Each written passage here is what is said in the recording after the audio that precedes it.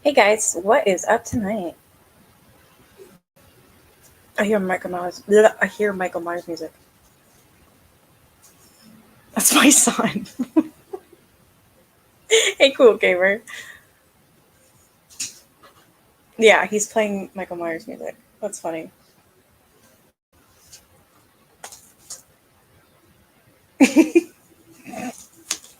All right, so I'm just going to continue reading these London stories. I'm almost done, and when I do get done, I actually found another cool book that I had that's like this one. It's a hardcover one. Yeah, I've only got a few more stories left. And this one was called Passion Crimes of Passion. So I wanted to go over that. Hey, Lori. Oh my god, I hope I don't get like a copyright claim. Sounds like someone's dying in there. He's got the Michael music on. The Michael Myers song.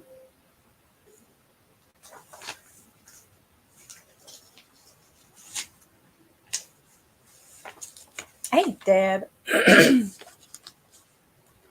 Okay, so this one is called Royal Naval College, and the title of this story is Good Queen Bess and the Melancholy Admiral.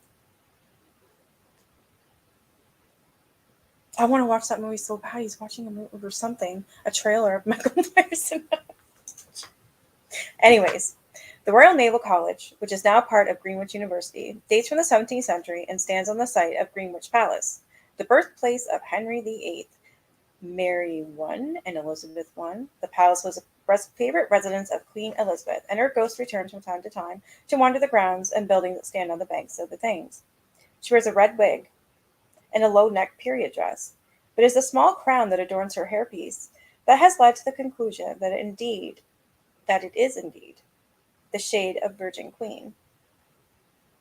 Admiral John Byng haunts the rooms in the Queen Anne blocked where he was confined prior to his execution for neglect of duty.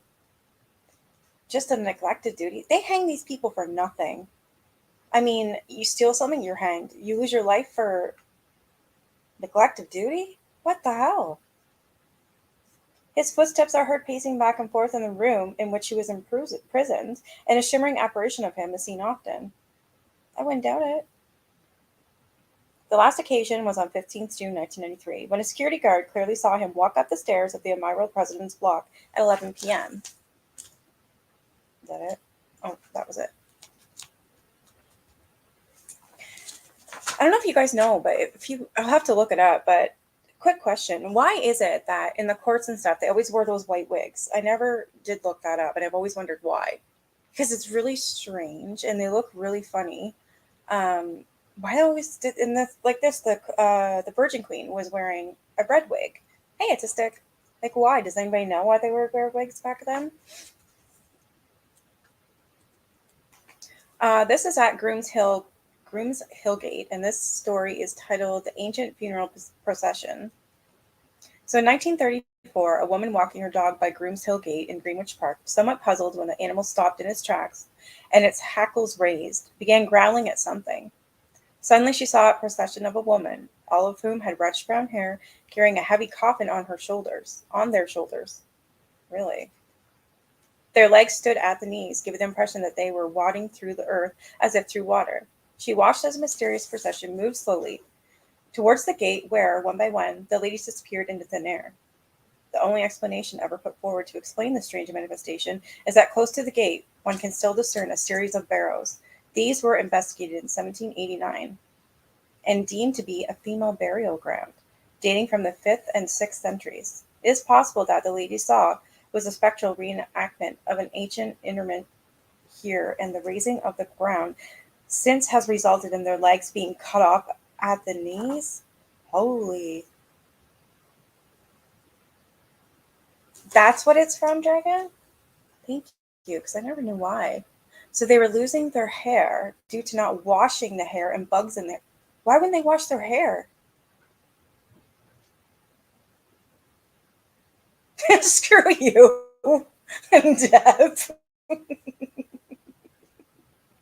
Hey, Teresa.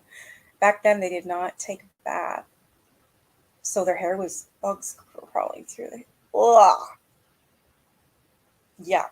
Thanks for explaining that, though. That would make sense. I'd want my hair covered too. I'd just be like, I feel itchy talking about it. Like,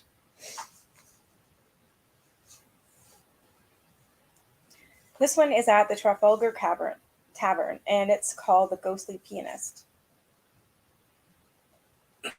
The tavern was a favorite haunt of Charles Dickens, who came here to enjoy its famous whitebait dinners, which you can still do today. Although the tasty little fish no longer comes fresh from the river, staff maintain that there is a definite presence at the pub, and that a decidedly icy chill sometimes hangs in the air. Some people have caught glimpses of a figure walking briskly across the upstairs rooms, although when they take a closer look, there's nobody there. Other phenomenon includes beer crates being lifted into the air by invisible hands in the pub cellar, and the figure of a man in Victorian dress who has been seen sitting by the upstairs piano. If they took a bath, it was a bad omen. Oh my god, can you imagine how? Oh, oh, people would reek. Seriously, to wash your body was an omen, a bad omen. Thank you for explaining that. I should have just asked you. I should have known that it was that you would have known. This is at the Queen's house, and it's entitled Ghosts on Film. Designed by Inigo Jones for Charles' first wife, Henrietta Maria.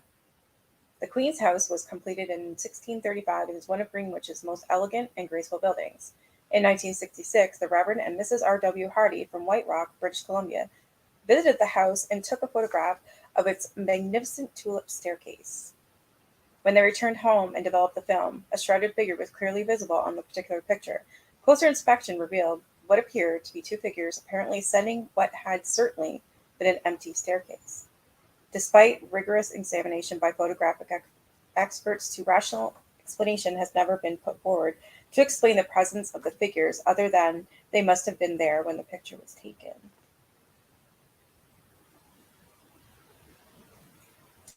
So 1960. There is a photo here, but it's the one I tried to show you before. It's so dark. That's why they carried around oranges with cloves in them or overpowering perfume. Wow, that's interesting. Thank you. I had no idea. I should try and find that photo of the tulip staircase. I'm gonna look for it. And I'll show you.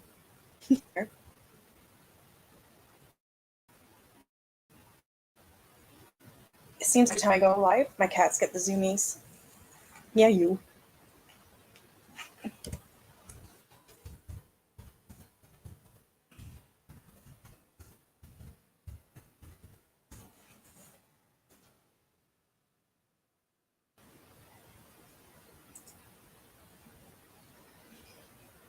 Okay. Ooh, looks a little bit better. Here, I'll share my screen. I know you were saying that. That's why I should just asked you.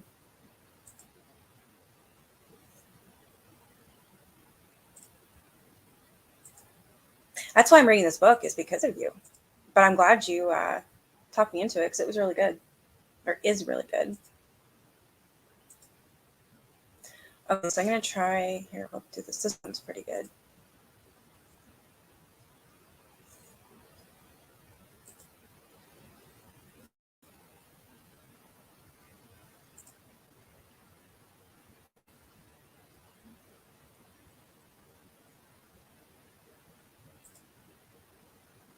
Sorry, I gotta share again. Page jumped. Or not jumped, but went on something else. So yeah, this one you can actually see. Okay. Do you see it? There's a hand there and a body and another hand, and then there's another hand right there. So it looks like, but they're on the outside of the staircase. That's what's strange to me. It's like they're holding on, but they're like going like this. This is one of them, and the other one somehow is up there. Strange. Yeah, I'm live. I have the camera on. That's supposed to be a ghost. Looks cool, eh? See the hand? There's a hand of a person there, and there's also another body up there. Almost looks like they're going like this, right?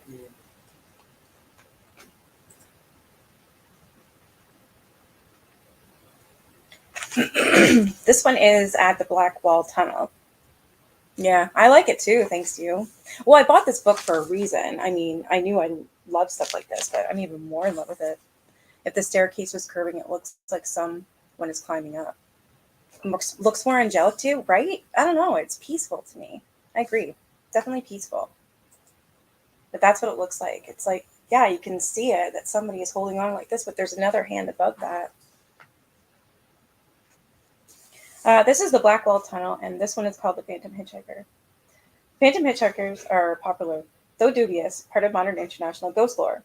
Indeed, their tales follow an established and common pattern that is simply illustrated by the tale from the Black Wall Tunnel. In October 1972, a motorcyclist stopped to give a lift to a male hitchhiker on the Greenwich approach to the tunnel. The two managed to hold a conversation, during which the man told the driver where he lived.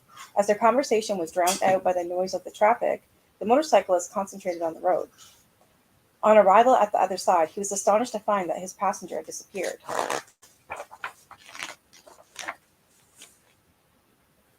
That's why I saw his name all over. Thanks, Autistic. I'm like, what? Yeah, he was. You're right. I have to watch that.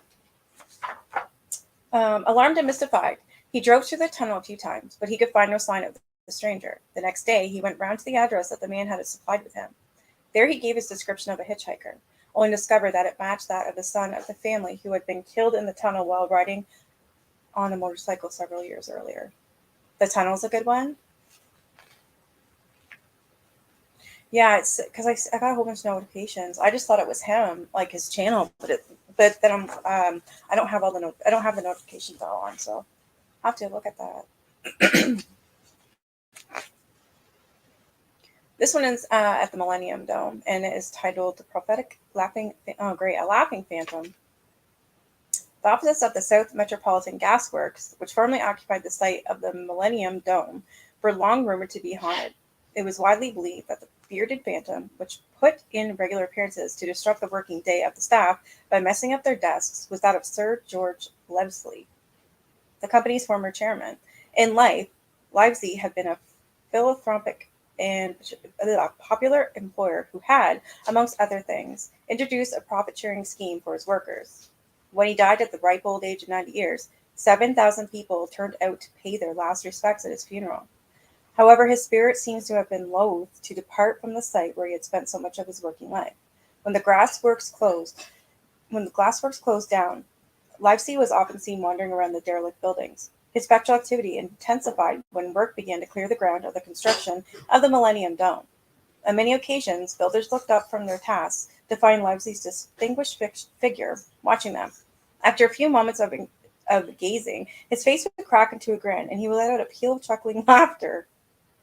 Spokespeople for the Millennium Project were forced to confess total bafflement as to what could be causing the specter such obvious merriment. Oh, I'm reading it? Duh. So he sits there and laughs at them. That's creepy. Hare and the Billet Road, and this is called She Awaits Her Lover. Oh, I have a feeling this is going to be a sad one.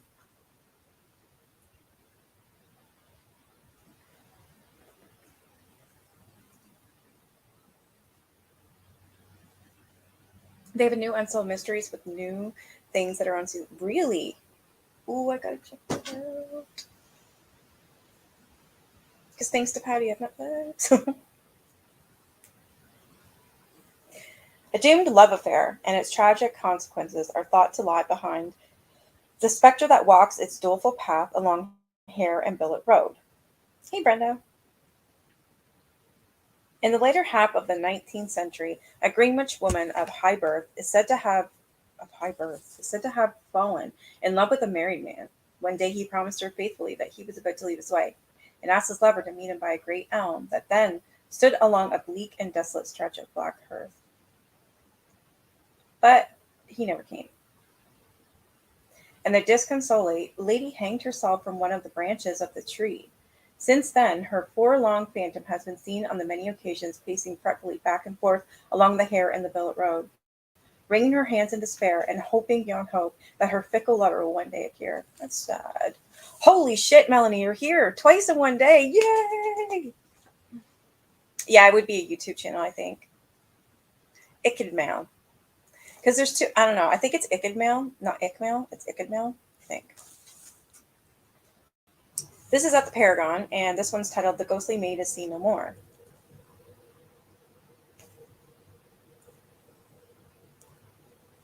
The elegant houses that curve gracefully around the crescent of the Paragon and Blackheath date from 1974, although they were restored between 1947 and 1957, following bomb damage sustained during World War II. Many years have passed since the ghostly White Lady was seen here. However, should she ever choose to glide around the crescent again, it is worth noting that the local tradition maintains that she is a ghost of a maidservant called Annie Hawkins, who drowned herself in a nearby pond following an unhappy love affair.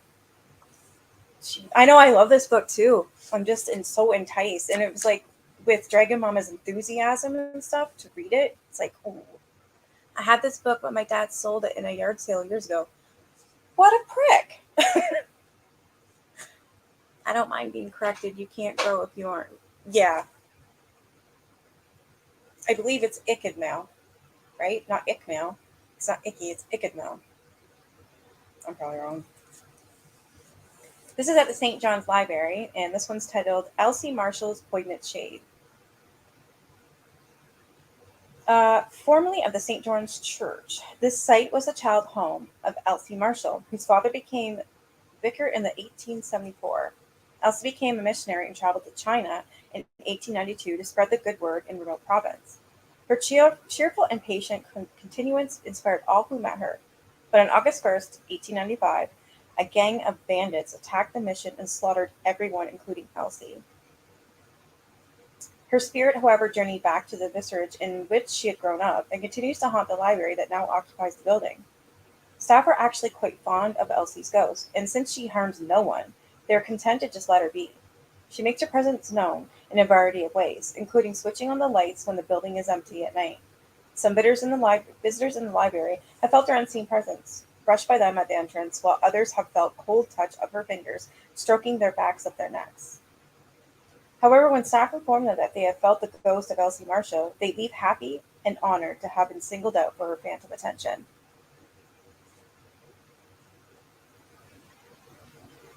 Is that why? So they were born in, okay, they're born in Britain, that's why.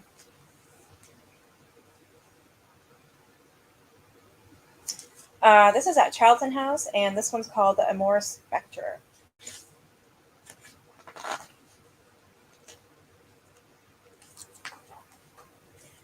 Charlton House was built between 1607 and 1612 for Sir Adam Newton Dean of Durham and tutor to Prince Henry, son of James.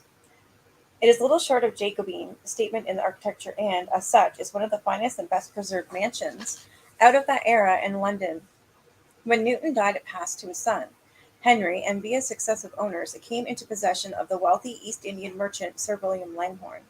He may have been exceedingly rich, but Langhorne's fortune could do nothing to grant his dearest wish, that of begetting an heir.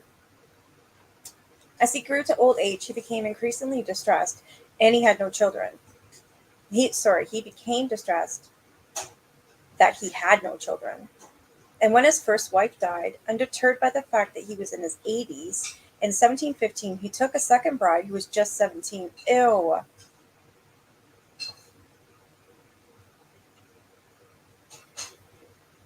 That's just gross.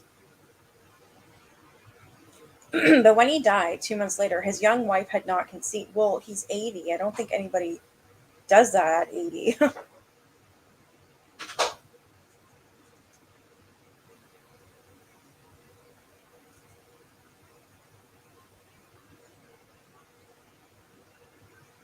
So yeah, when he died 2 months later, His young wife had not conceived, and thus the house passed through a number of different hands before coming into the possession of the Marion Wilson family, who owned it from 1767 to 1923. They did?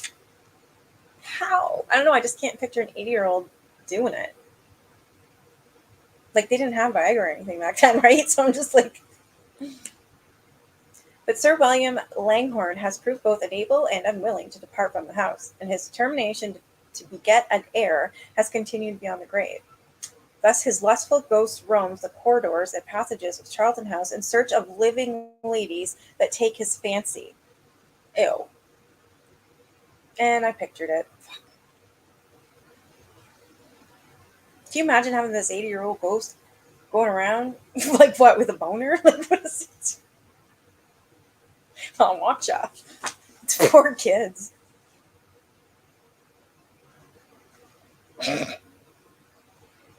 In the past, many women staying at the house were woken by the alarming sound of their bedroom door handles turning in the dead of night.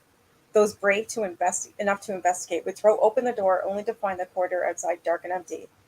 Occasionally, women walking down the stairs have had their bottoms pinched. Ew, by Langhorne's amorous, though invisible fingers. He was a pervert. I told my husband I want to go to England and go to the places that is haunted. I'll go with you. One day we'll go. I'd love to. I don't know. 80 just seems so old. Then again, Erica Girardi's husband could get it up.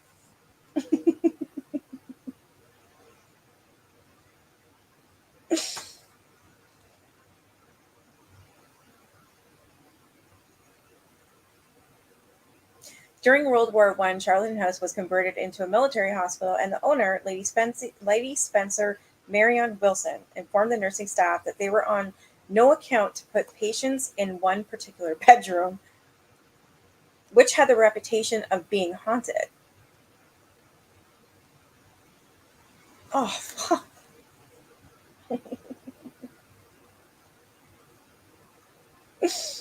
King Henry VIII could not get it up when he married Catherine Howard.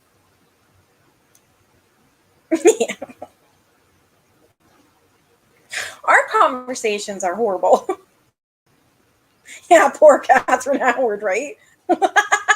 Some wrinkly old nasty man. Nah. A 17-year-old and an 80-year-old. That's just, no. Now, he should have been hung for that.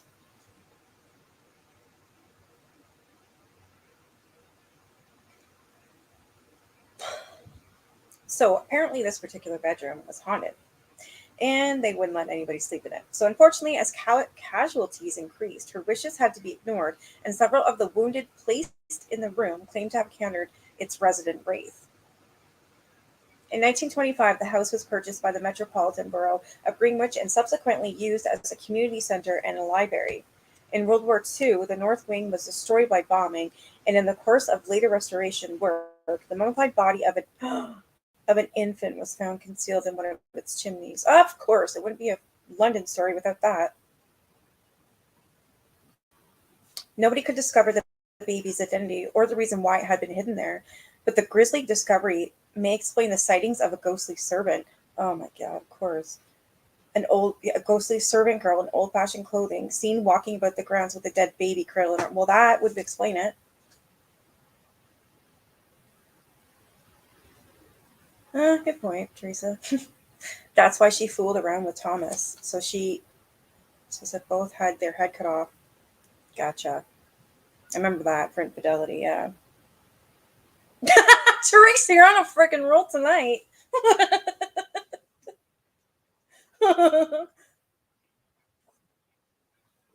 It's official today? That's amazing. Congratulations, Lori.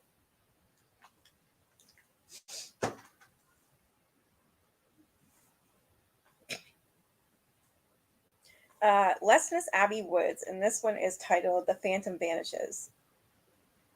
Lesnie Abbey was founded in 1178 by Richard de Lucy as an act of penance for supporting King Henry II in the dispute with Archbishop Thomas A. Becket. a row that resulted in the holy man's murder. The abbey was suppressed by Cardinal Wolsey in 1525, and having passed through several hands, it came into the possession of Christ's Hospital and was taken over by the London County Council in 1930.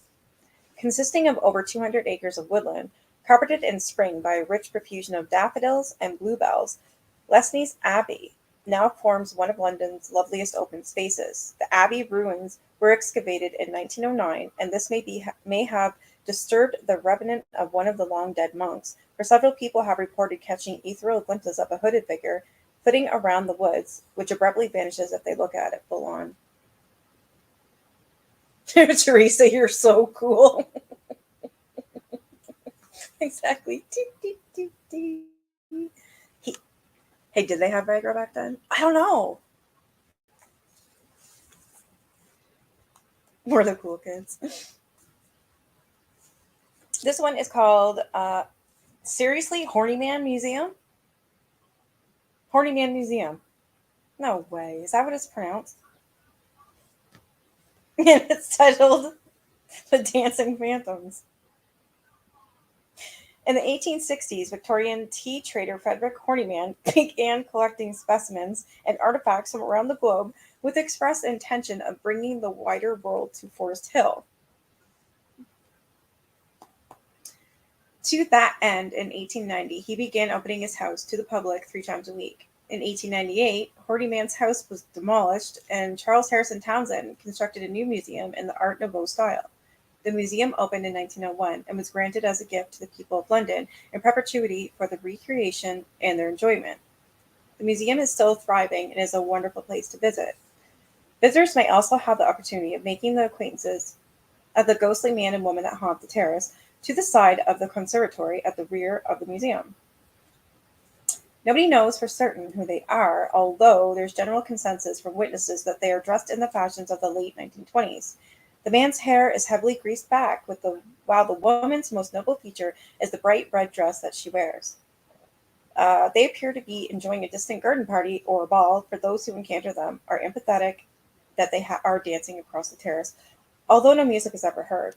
After a few moments, the waltzing wraiths spin their way into the trees and are gone. She is on a roll. You know that stuff they gave to a girl and she rode the stick shift with that was, oh my.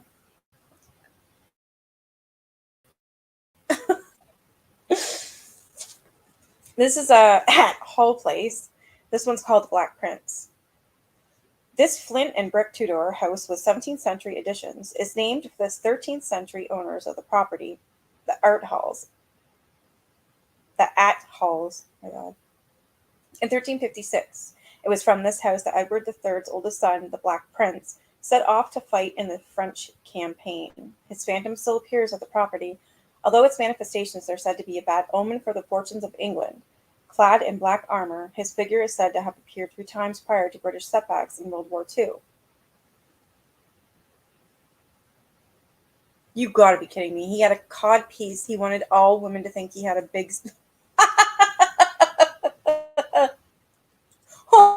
Oh my God. Spanish fly is legal because too much, you puke. Learned that this year. You guys are too much. Hall's Place second ghost is said to be that of Lady Constance at Hall, who had the misfortune of witnessing her husband, Sir Thomas, being gored to death by a stag in front of her.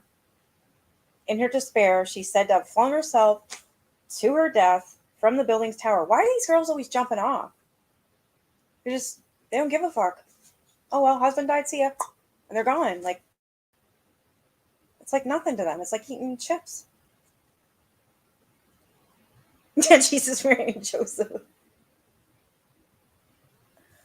Look at King Henry VIII pick. He had a man pan. Oh my God.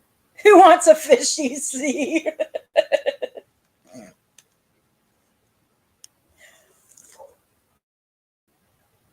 Her pitiful moans have been heard about the property, and mysterious footsteps accompanied by strange tapping have also been heard in the dead of night. From time to time, a shadowy figure has been seen, gazing forlornly from the tower. In the 1950s, a medium visited the house and established that a servant girl who suffered personal tragedy at the house causes some of the phenomenon. Her ghost has since been seen several times in one of the attic bedrooms. He smelled like rotting flesh, so yummy. Oh, shit.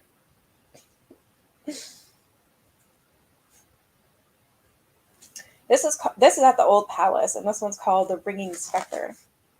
It's now a school. The old palace in Croydon was formerly the home of successive archbishops of Canterbury, the medieval lords of the manor. It was visited by many illustrated figures, including Henry III, Edward I, Henry VIII, Henry VII, Henry VI, Mary I, and Elizabeth I. The See of Canterbury relinquished ownership. I can't even say that word. Relinquished ownership of the site in 1758, and the building later became an orphanage. It is the ghost of the mother of one of the 19th century orphans that is said to haunt the building. She appears terribly sad, wringing her hands in grief as she roams the rooms in an eternal search for her lost child. Oh, really?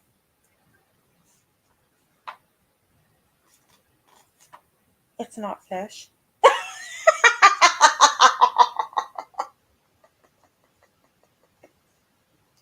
We're idiots. Oh my god.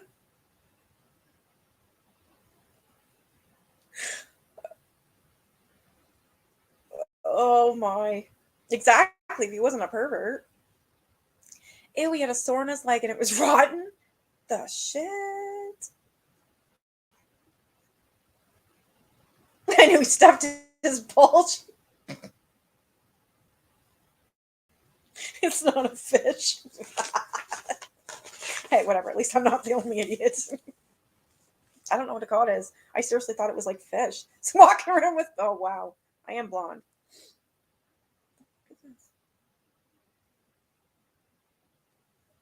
Okay, this one is Barnes Common, and this one's called the exploits of Spring Heel Jack, and apparently they're shooting at Spring Heel Jack. It looks like a Mothman. What the hell?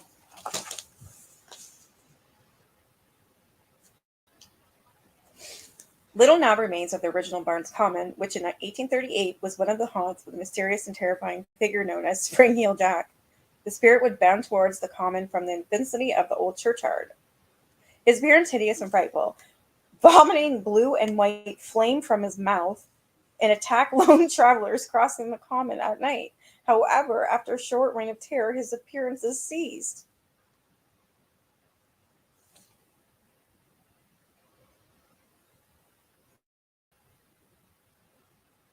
Did you ever hear that, Dragon Mama? This Spring Heel Jack that vomits blue and white flame from his mouth?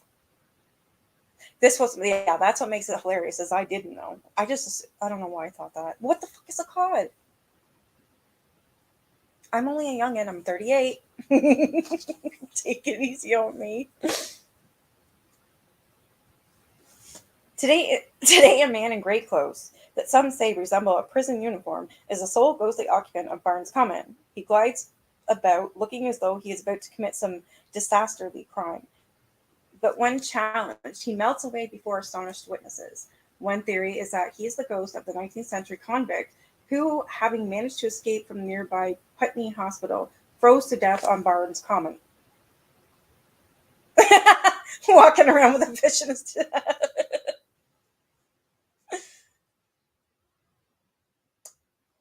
He called her breast dookies. Duckies.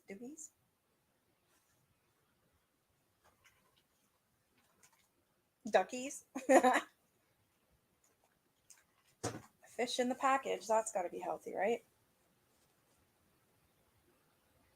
This one is at Richmond Palace, and it is titled "The Death of the Virgin Queen."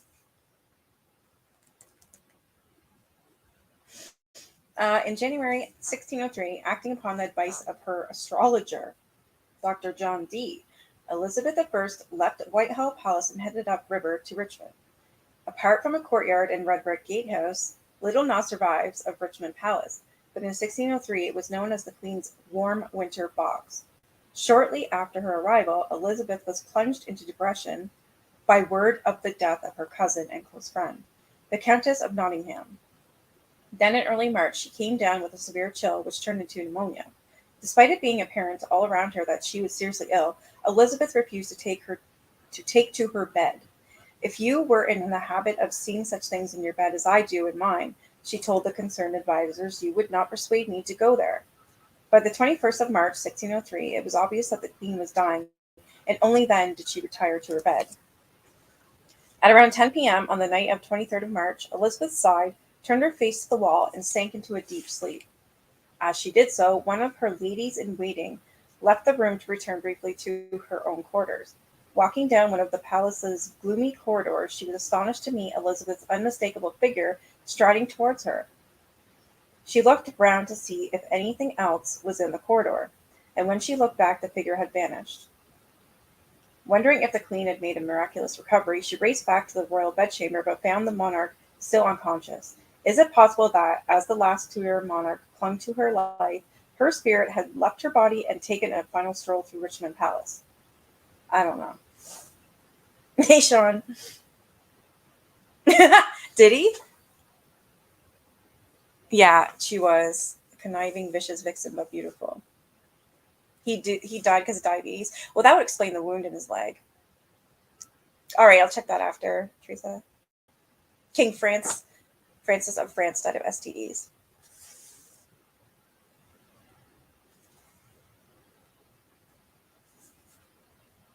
This is I think it's a painting of Elizabeth.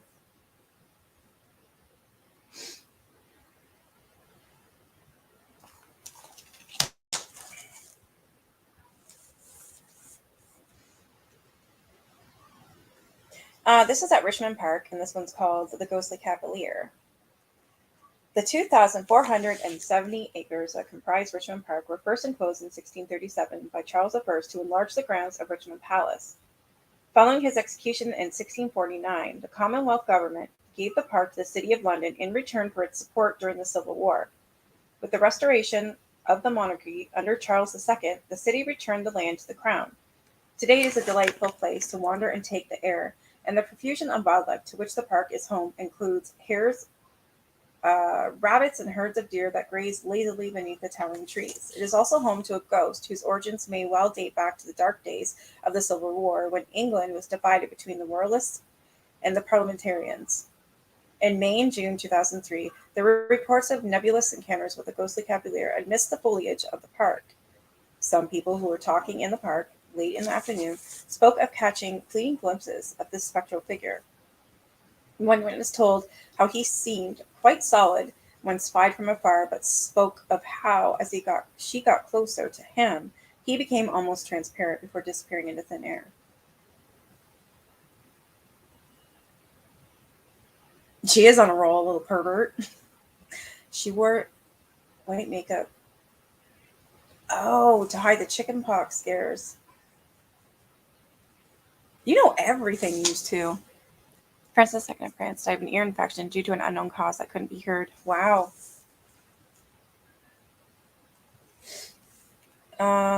This is at Ham House. The Searching Spectre. Known as the Sleeping Beauty of country houses, the splendid building has changed little since the 17th century. Built as a modest country residence by Sir Thomas Vavasour. Vavasour. I don't know if I'm pronouncing that right. Probably not. In 1610, the house was acquired by William Murray, 1st Earl of Dysart, in 1637. Vavasour was a nobleman who had enjoyed the inevitable position of whipping boy to the future Charles I as a youth.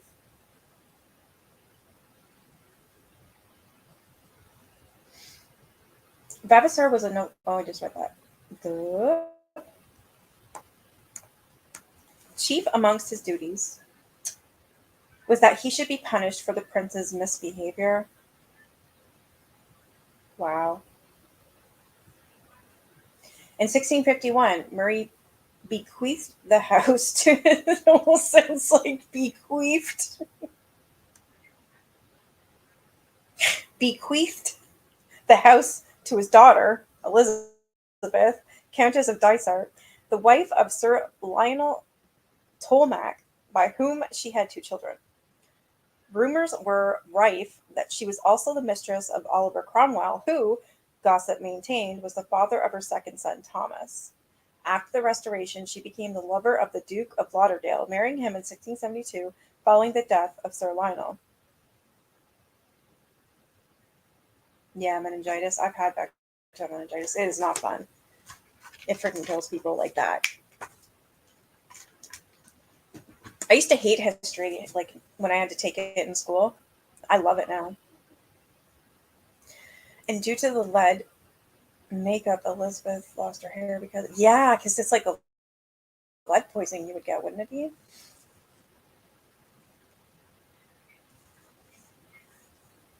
An intriguing tale tells of the 6-year-old daughter of a 19th century butler at Ham House who was invited by then owners, the ladies Tolmac, to come and stay at the property. In the early hours of the morning, the girl awoke to find a little old lady scratching upon the wall by the fireplace with her fingers. Sitting up to get a better view of the stranger, she seemed to disturb the woman, who came to the foot of the bed and proceeded to stare at the child with a fixed and horrible gaze.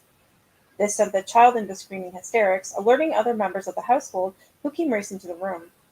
They could find no sign of the old woman, but on searching the wall, they uncovered a secret compartment. Within this, they uncovered papers which proved the Countess of Dysart had murdered her first husband in order that she might marry the Duke of Lauderdale. Of course, these people are ruthless. She wore it to look younger and ended up along a lot of her. Okay, this is at Wimbledon Common, and this one's called Wild and Windswept. The 1,100 unenclosed acres of Wimbledon Common are lonely and desolate in parts, and several wanderers have reported alarming encounters with its ghostly inhabitants while wending their way through the thickets and undergrowth. The actor Edward Silward, whom we are told was famed in the first half of the 20th century for his extremely clever impersonation of a gorilla, was crossing the common alone at night when a man in convict's clothing ran across the ground directly in front of him and promptly disappeared. Okay.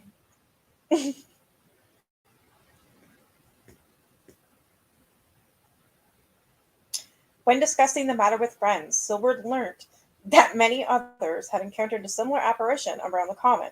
To this day, people still speak of catching glimpses of a grey figure running across the turf, which has vanished when they attempt to look at it more closely.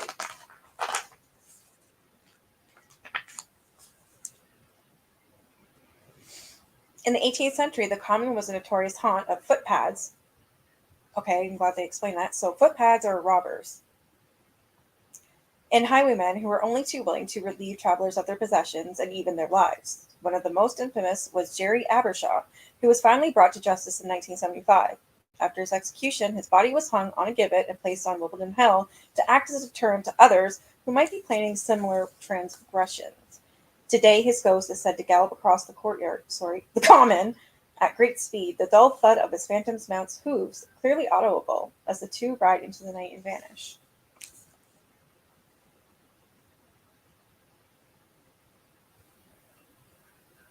I don't know where she is.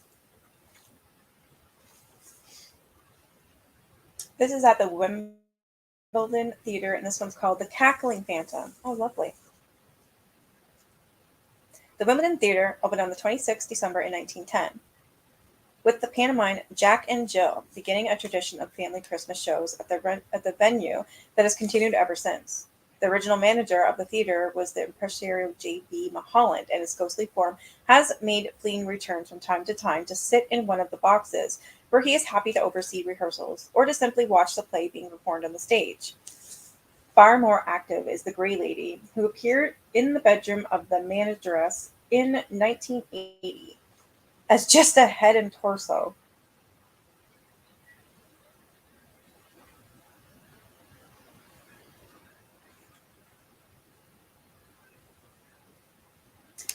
The macabre spectre proceeded to ascend to the ceiling, let out a loud, raucous cackle, vanished into the fabric. Elsewhere, stagehands and usherettes have seen her misty form, sometimes sitting in front row of the gallery and other times passing through closed doors. On occasion, the ghost was even spotted strolling contently out of the ladies' toilet.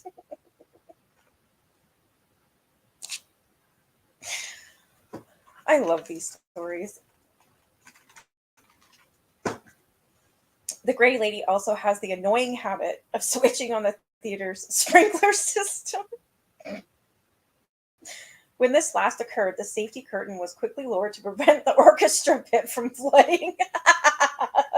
They must have done pissed this woman off. However, staff are most surprised to discover that, although the water had gotten into the orchestra pit, the safety curtain itself had somehow managed to remain completely dry. I gotta get Gina Holmes. Berber ghost. I don't know what she was trying to say, actually.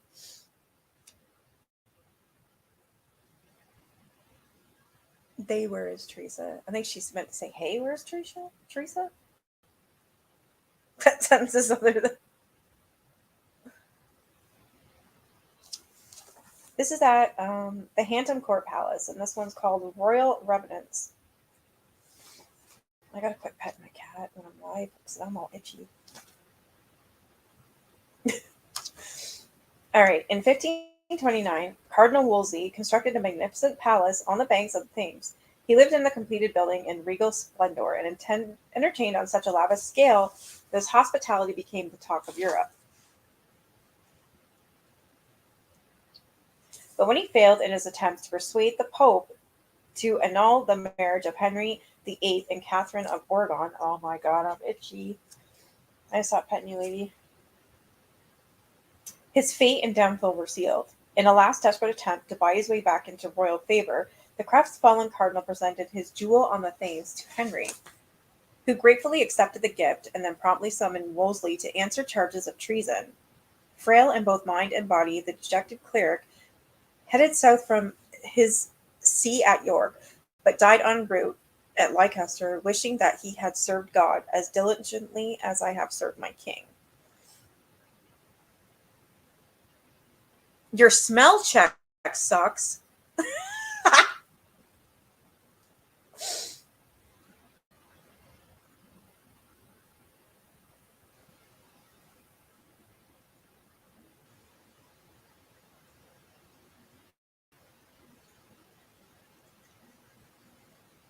That's where my. Oh. I hope you can smell me through the internet, but that would be bad. I know you meant spell check. This is funny.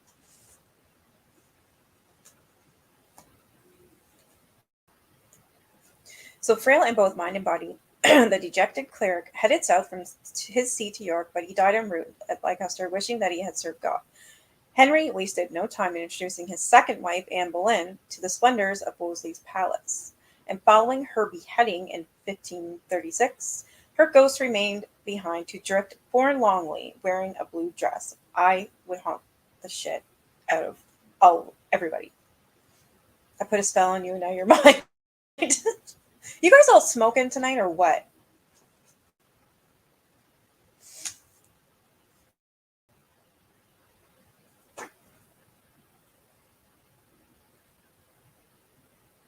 Typically, Henry was courting Jane Seymour, while Anne was still alive. She became his third wife, and she did seem to bring the despotic triumph, genuine contentment, providing him with his longed-for son and heir Edward, who was born on the 12th of October, 1537. Sadly, shortly afterwards, Jane Seymour died from natural causes, and ever since her phantom has made an annual pilgrimage to the palace on the anniversary of her son's birth. Holding an unflickering candle, her head bent in sorrow, she glides eerily along the corridors, passes through closed doors, and has on occasion shocked witnesses into resigning from the palace's staff. You love the history of Anne Boleyn? You're chewing? Okay. But it's Henry's fifth wife, Catherine Howard, who makes the most dramatic return to Hampton Court Palace. She was still a teenager when she married the king in 1540, although she was certainly sexually experienced. That's not very nice.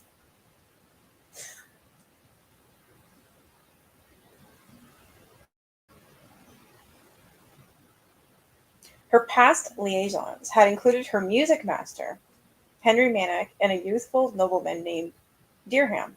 She found Henry physically repulsive and had soon sought solace in the arms of a young man at court, Thomas Culpeper. Servants tittle-tattling brought her previous indiscretions to light, and not long afterwards her adultery was exposed. Henry was furious at the betrayal. The unfortunate Culpeper was soon languishing in the Tower of London and was subsequently executed, as was Manick, and his unfaithful queen found herself imprisoned in her chambers at Hampton Court. Brooding on her inevitable fate, the young girl decided that her only hope lay in a meeting with her husband and pleading with him to spare her life.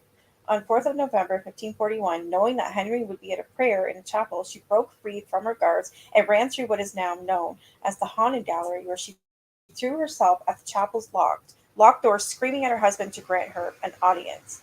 Henry listened in stony silence, and moments later the guards had recaptured the hysterical girl and were dragging her back to her chambers. She runs up and down the hall screaming. Oh my god. You're making cubed pork steaks, breaded in, of course.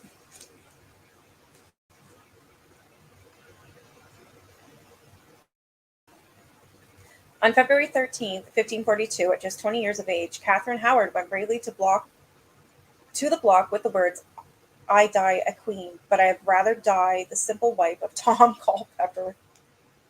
Good for her. May God have mercy on my soul. Pray for me. She was smiling when the axe fell. Ever since, servants, noblemen, and even modern-day wardens have reported seeing her ghost, dressed in a white gown, racing towards the chapel, her face contorted into a terrifying, unearthly scream. It's legal here, Sean.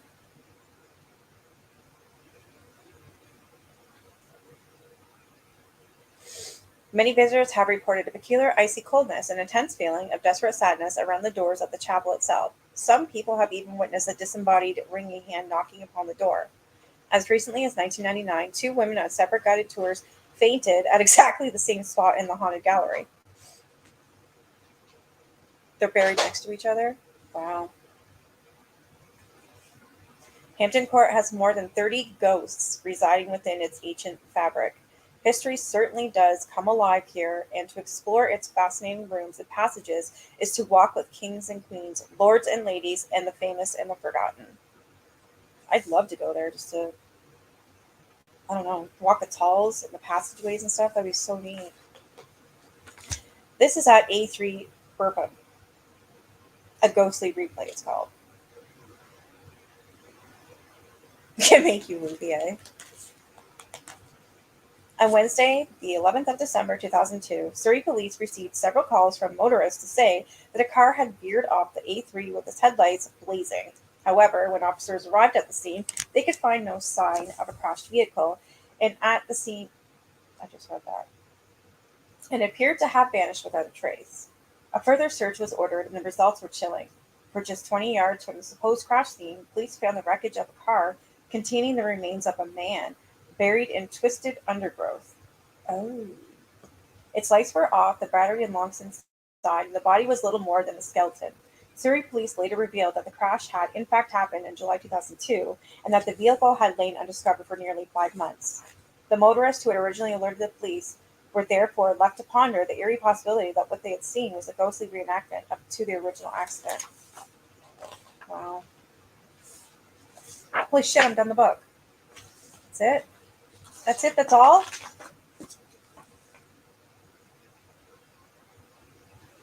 Oh, there's a whole bunch of books back here that I can get. Who started smoking without you? Oh, I'm not. I don't know. All that stuff does is just make me laugh and. Well, actually, not the ones I got. I went and got like I think it was what did I say, 10 joints I got pre-made from the store down the road, and they're for pain. So I used it for migraines, and it is a pain reliever because it actually helped for my back as well. They had a little bit last night, and it actually did work. I had to wait till Ethan went to bed though because I can't function. I don't think it's just it does help with pain though.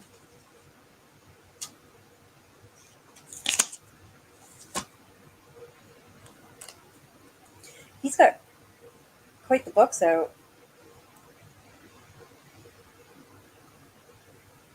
But there's a whole bunch of books. It says for further reading, there's the Ghost of Tower of London,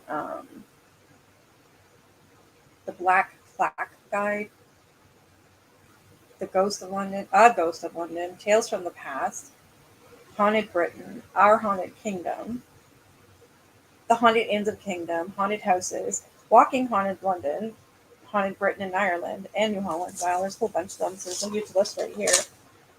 So I need to get on that. I want those books. Yeah, it did help. My uncle, I don't know, it was weird because he smokes pot like every second of every day. So does my one sister, and I was the only one that for Thanksgiving. I was the only one that brought a joint. Two, like two half joints. It was strange that they didn't have any. They always have pot. It was weird. So I, out of all people, had to supply these people with a joint. And at the end of it, they're all like, I feel good. They're like, I like this. I'm pain free. I can move my back. And I'm laughing. Oh, you got books coming? That's awesome. Teresa's tattling on you? No. Teresa's tattling on Patty. What did Patty do? Oh, she smokes. I know she does. She's funny.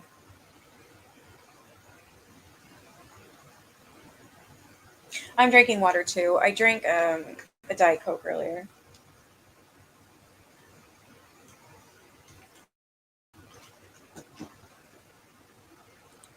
Oh yeah, I forgot to show you the picture of Anne Boleyn. I can't believe I'm done this book. I want more.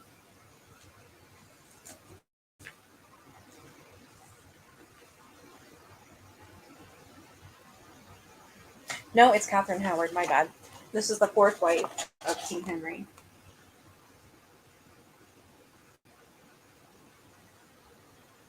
I believe that's the fourth wife, isn't it? Yep, fourth wife. Okay. To pep you up, I love Coke Zero. See, I don't know. It's either you're a Coke fan or you're a Pepsi fan, right? And I'm with Coke. I don't like Diet Pepsi. I tried it. Ooh. What is Verner's? Is that a pop?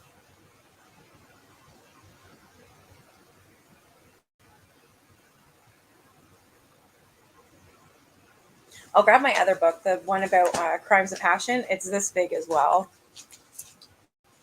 It's her. Okay. I am going to also go to the washroom. I need to go to the phone booth. So I'm going to mute myself real quick. Go to the phone booth, and then I'll grab my book.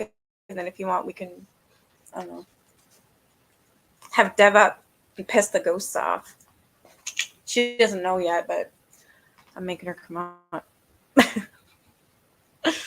Okay, I don't want to hear that one's on though. What should we hear? Some rock?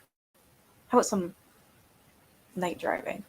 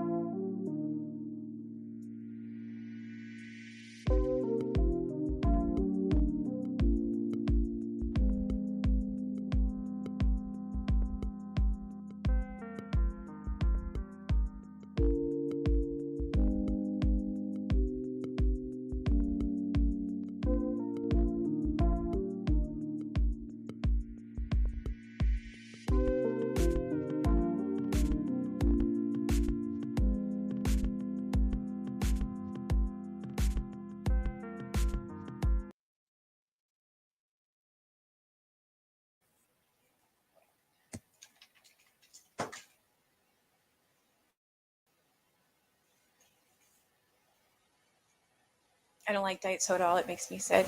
Pepsi all the way. You sent me another picture? Root beer. Oh, it's my son's favorite is root beer. Yeah, I love my ice water with a lemon. It's my favorite phone booth. That's what I call it. I don't drink diet soda. It makes me sick. Pepsi all the way. Yeah. I don't know. I just like the taste of Coke Zero and Diet Coke. Oh, your ice machine broke? It's a pop. Okay.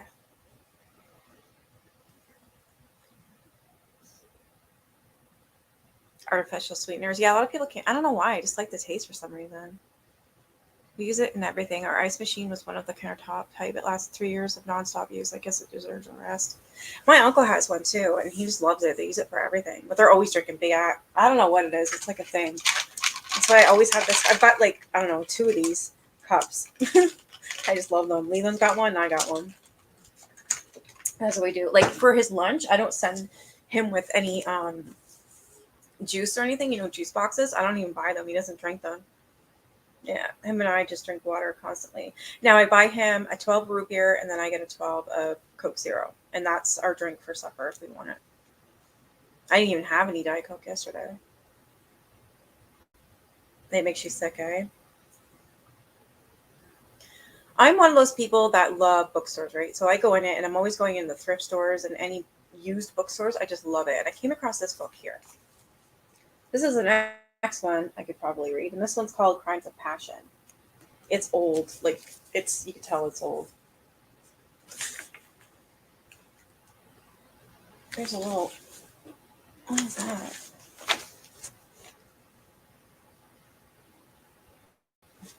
I think it says Beth something, 1975. I don't know. It just looks so old. What's the date on this thing? I think there's crimes in here that I've never even heard of.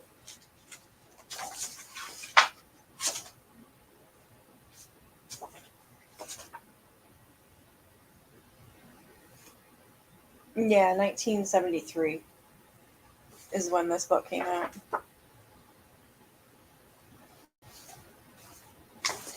Let me know if you guys ever heard of these. Let it in, died in. There's Champagne Murder, Murder at the Villa Madeira or Medea, Shots in the Mews, The Gravel Pit, An Ice Cool Murder, Lana's Lover, Imaginary RAPE, The Duchess and the Governess, Murder at the Savory Hotel, The Red Barn Murder, The Arsenic Mystery, Passion Letters, Murder by Chloroform, The Lonely Body on the Beach. I've never heard of these. It's all like newspaper articles. It's actually pretty cool.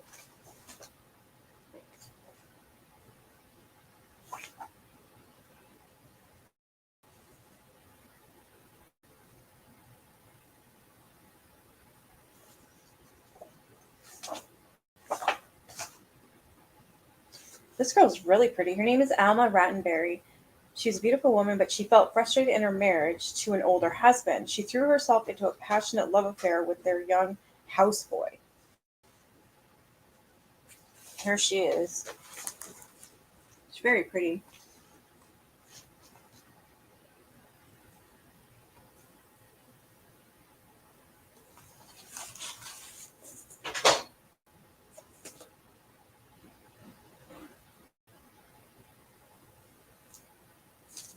I'll have to read that next. I like it.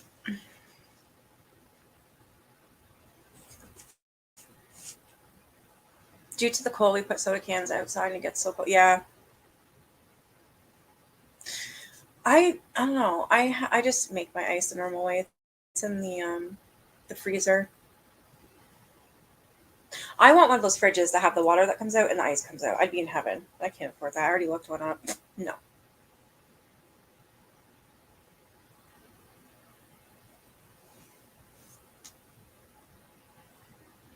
Do you guys want to watch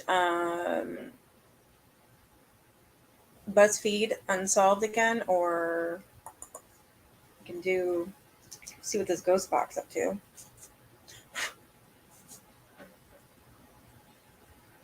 I just heard the fucking cupboard.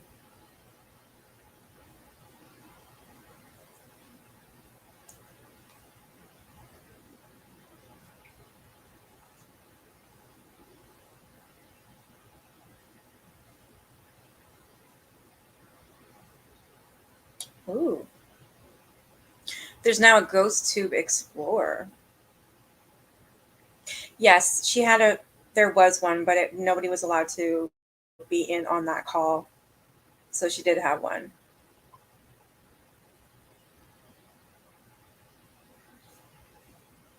Yeah, she definitely had a Zoom call today.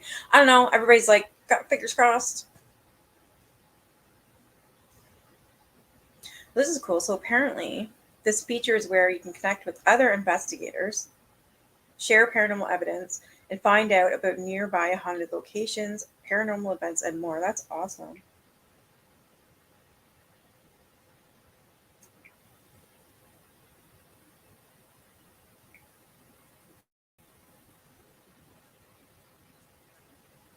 Yeah, I got one. Right here.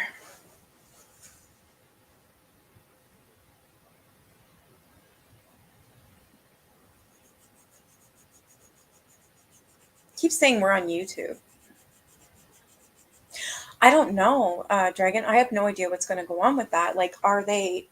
I really hope that the judge gave them that default. Like, KJ is still posting stuff every day, all day. It's just like she's not going to stop until she's made to stop. And if the judge can't see that, I would ask for another judge. I'd be seriously.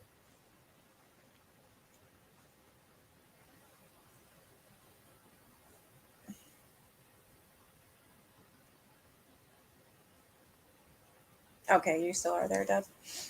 Make sure.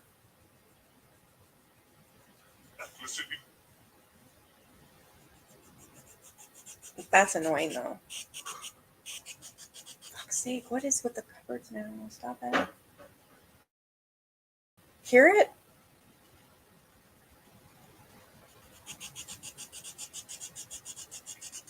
What the fuck was that?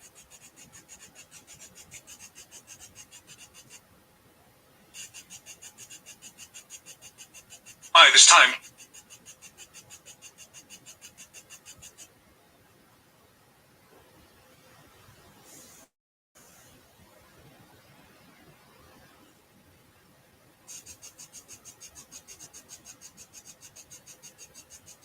It's annoying, that white noise. I wish there was a way to put the words on so I can understand what some of it says, because I really can't.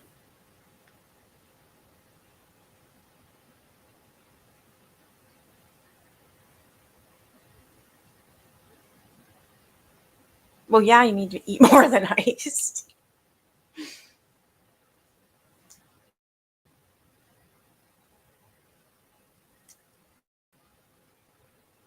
Cereal.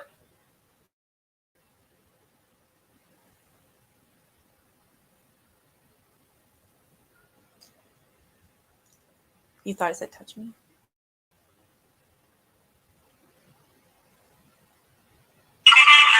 Jesus. Fucking annoying. Why do I have to send his mitts back? I don't get it.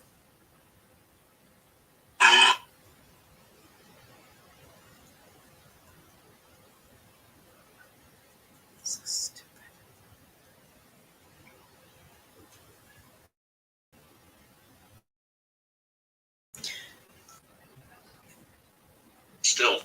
Still. I just like listening to whatever it says. What's my name? Please don't say it. Please don't say it.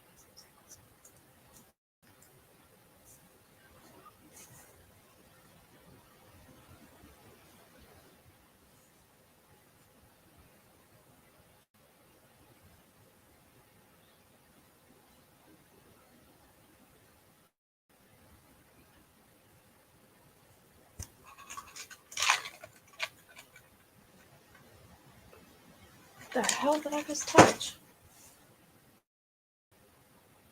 Oh. The jaw. In the jaw.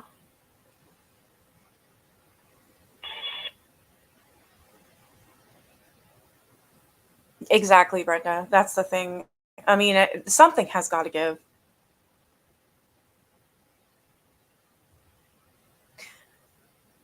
What's your name? Hey, Masked Angel.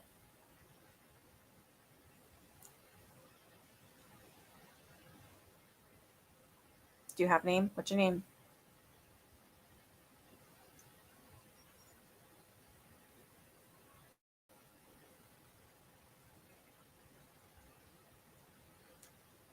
It's an app I'm using on my phone.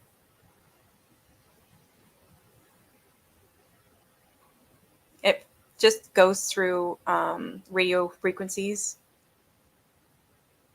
They get to use the energy. Spirits use the energy for that and are able to talk to us through it. That's what they say.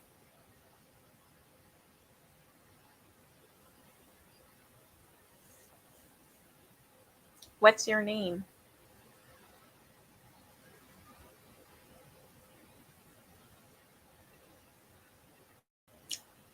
Oh, wow. Yeah, your mom's worth it. I agree.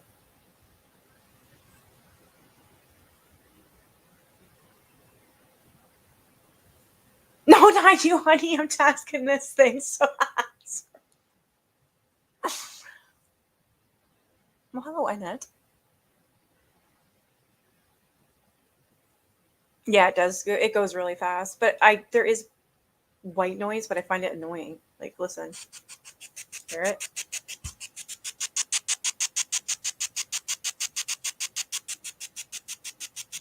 Bob is what your brain says? No. You don't feel like talking today? Do you have a name? Oh, you don't have any yarn?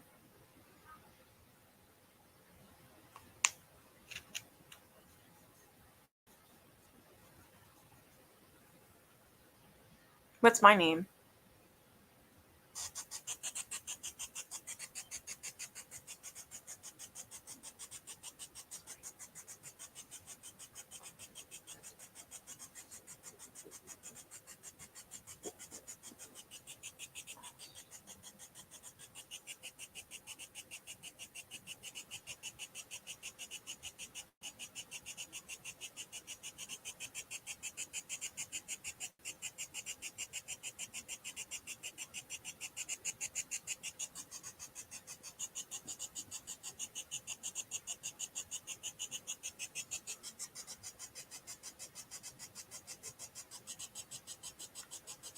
Very quiet.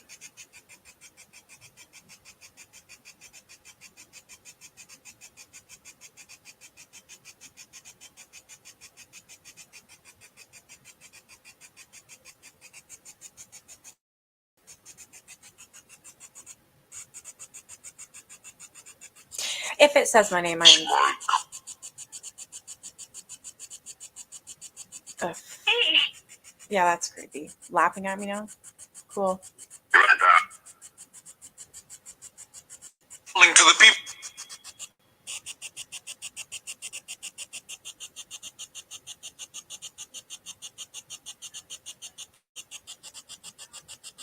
Oh, that says.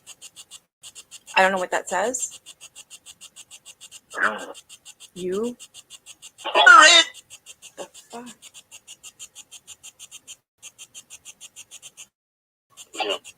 Yeah. One's beside me. The dogs, everyone's fine.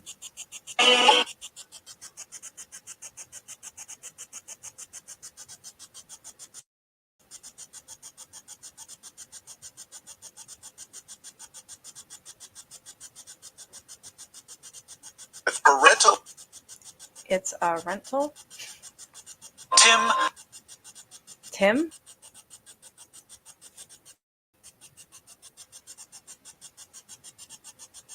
Sir. Sir? Yes, sir. Sir?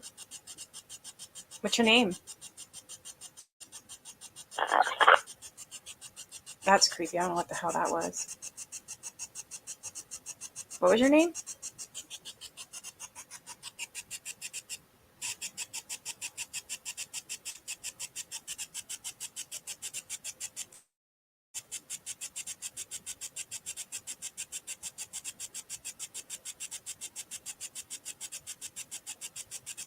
Okay.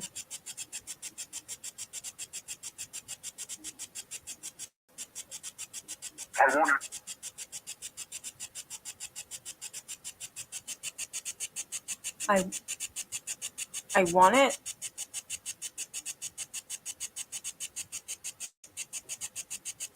Seems like when I don't ask anything, when I ask something, they're quiet. When I just shut up, they're not.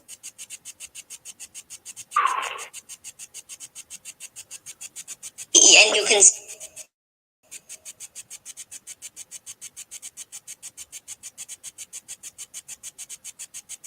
And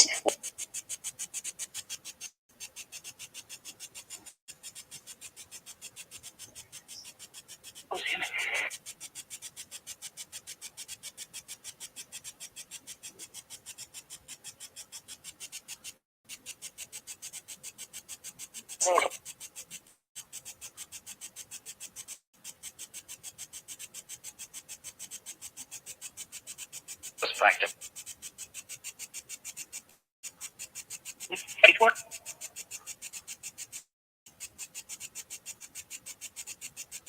Hey, SD. That creeps me out whenever they talk like that.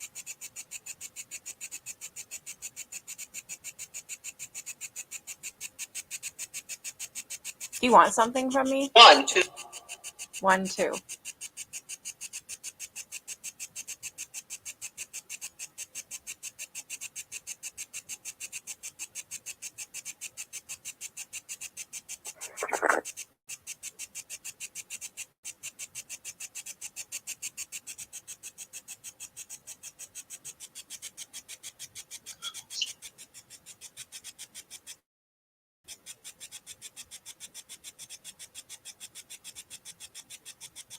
Hi.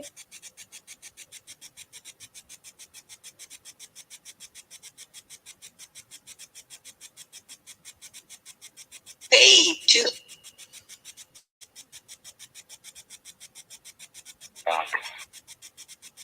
Hey, 2. Just say hi back. Hi.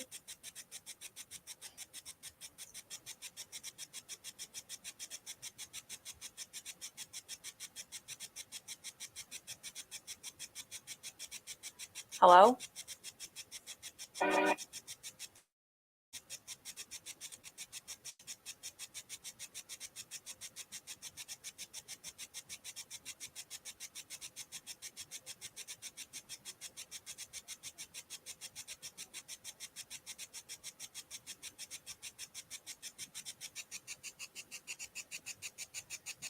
Storm. Wow. Okay, that's creepy. That's creepy. It says storm coming and buses are canceled tomorrow because of the storm. That's kind of cool.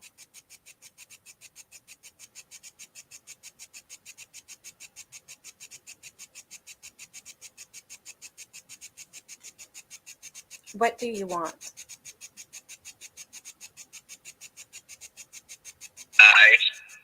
Eyes? What do you want?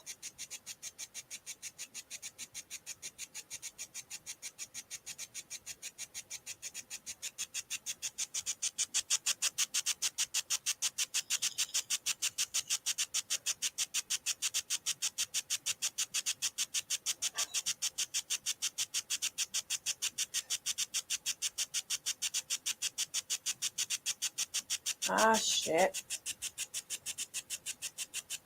Cats are terrified something just fell in the sink. Cat, dog. What do you want?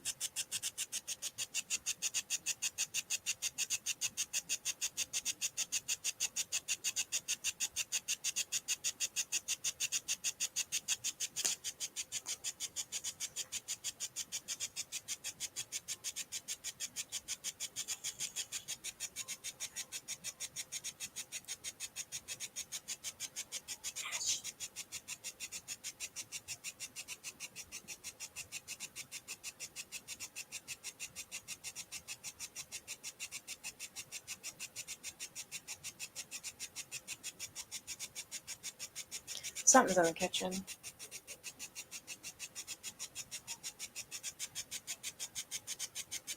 I'm not going in there.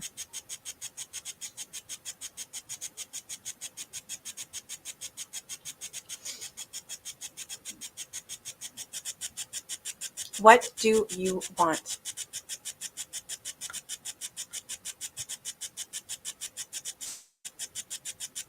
Are you good? Are you bad?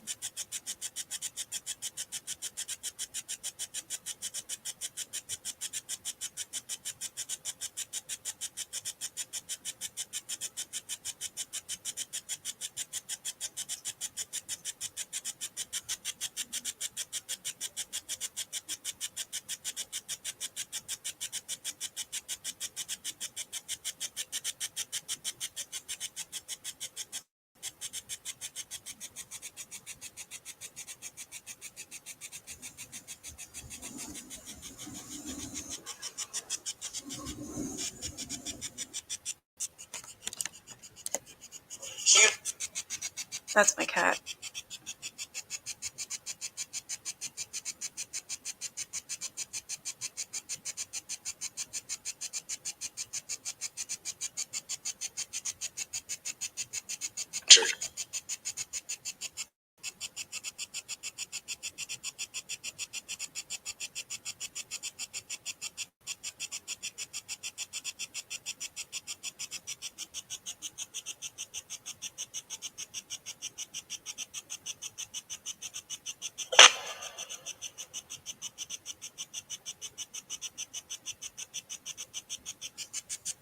Said. Do you have a name?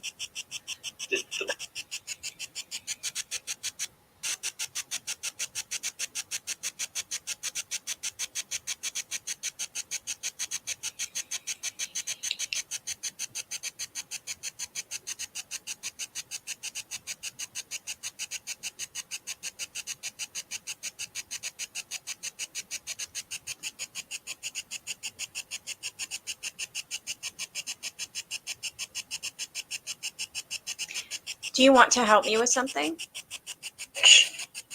You tell me to shush.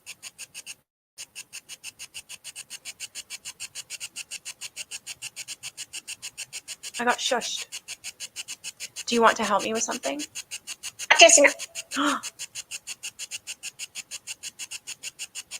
That's creepy.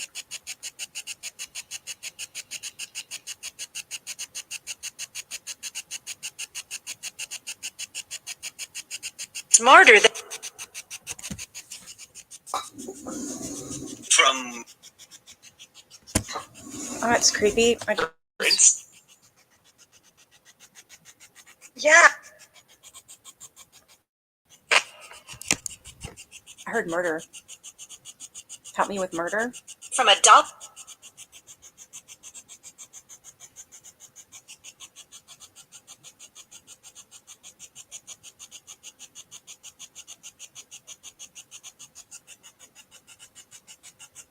Yeah, it was a little girl. That scared me. You heard Jack?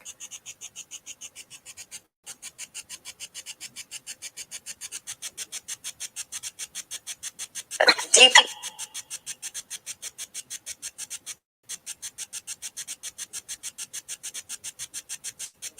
Do you have a name?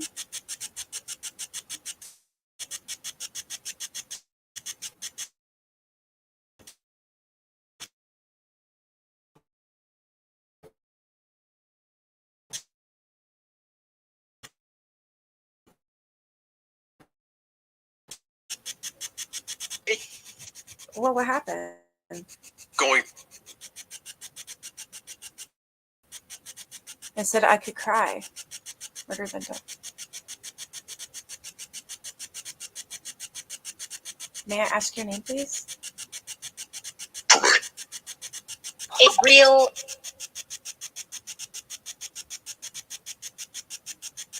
What was it? His voice is so deep. May I ask your name again, please?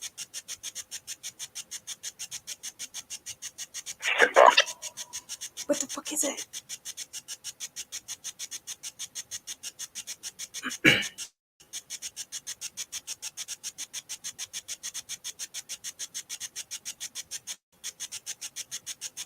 Tell me your name.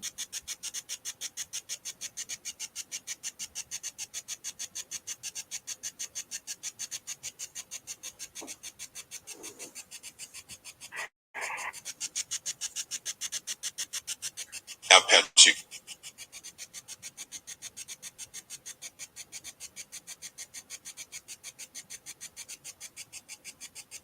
Am I safe?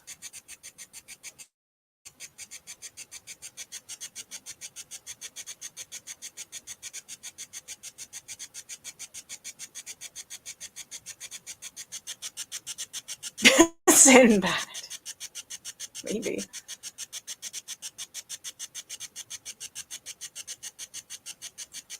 Where are you from?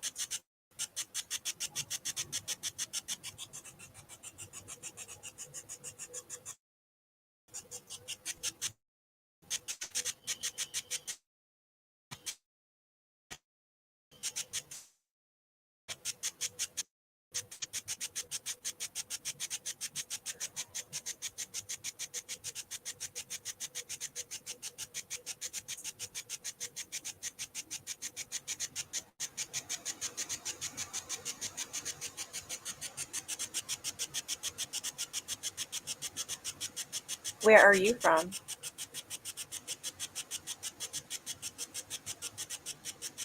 May I ask where you're from?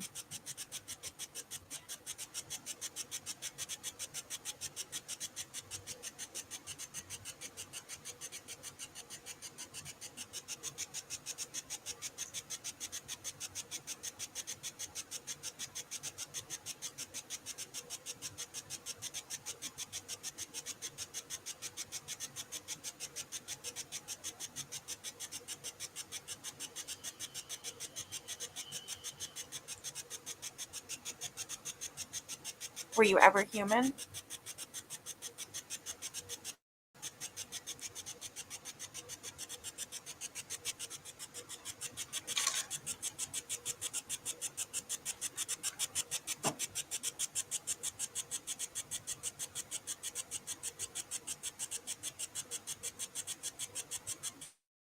Were you human?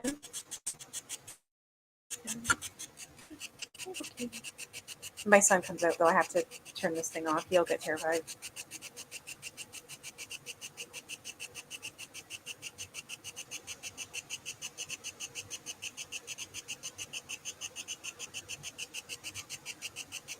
Are you done talking for the night? Okay. Yeah, my cat's terrified.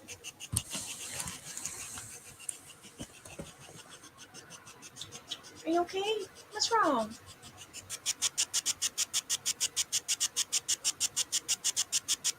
You alright, pretty boy? Ash, you okay? What's wrong? Aww.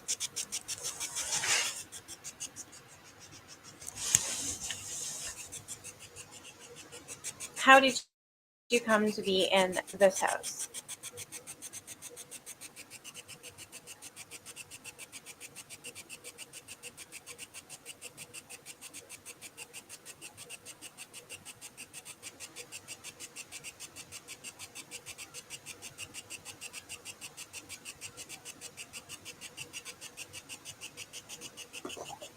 You can't even go by the kitchen without looking.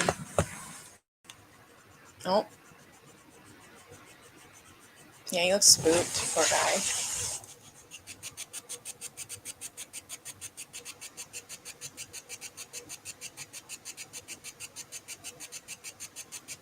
May I ask your name, please?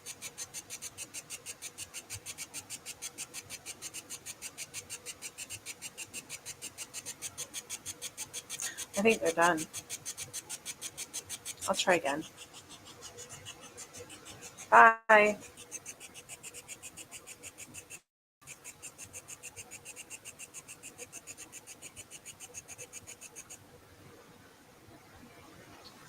Yeah, I'm just going to stop for a bit because I think it's done.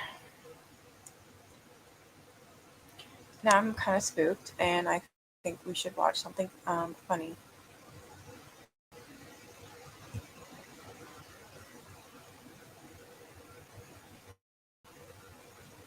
right, Ash. They're not communicating at all, no. That's why I'm like, I'll stop. I don't want to force it, and I don't want anything horrible to come through. You just found yarn? Good.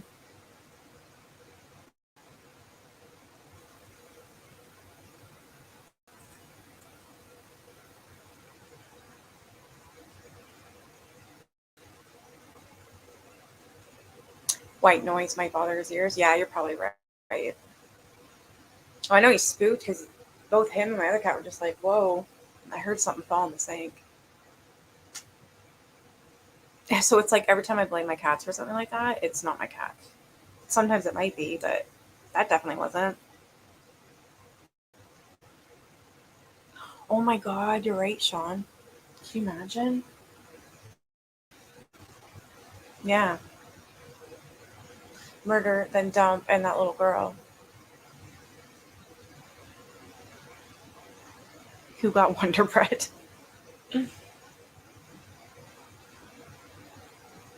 I think they meant for my cats, like their ears.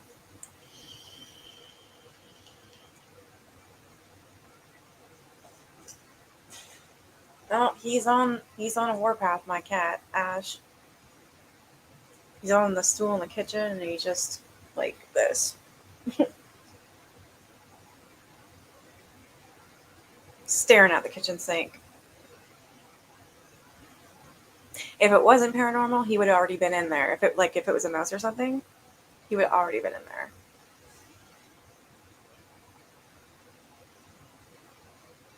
Nah, he's scared. Ash. Ash. Hi, buddy. You okay? Wake up Miss Pretty. It's alright, get out here.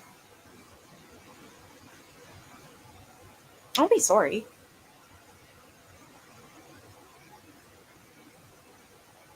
I don't think so. I have this. You guys want to get into some 911 calls? I don't have to get up early tomorrow. So that was pretty cool though. Box told me there was a storm coming and there actually is one and there's no school tomorrow. That was pretty cool.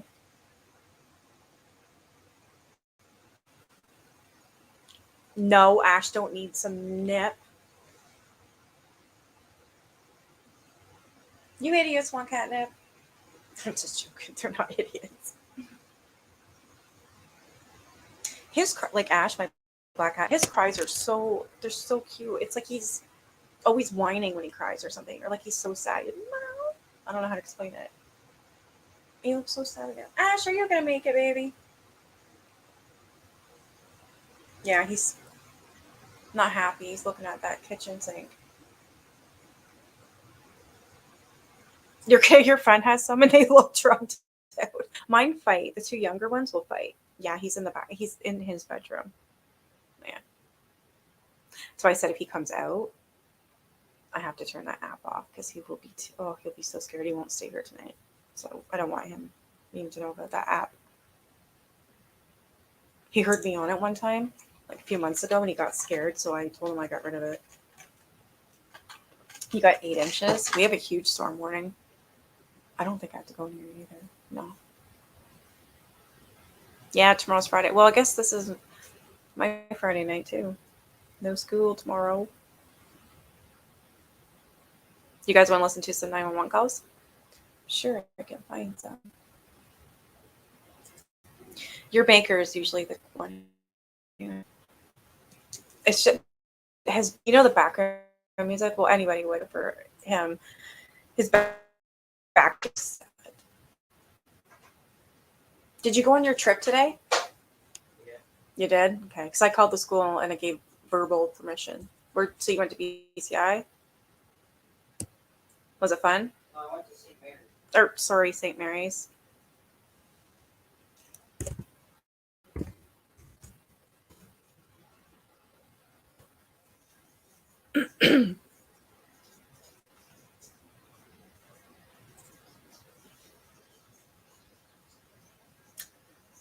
Oh my god. I'm sorry, I should share my screen. Hold on a minute. It's ham sandwich time. I'm sorry, autistic. I brought up the 911 calls. I don't know. I've always listened to them. I love that channel, Your Maker, so I'm gonna watch his channel.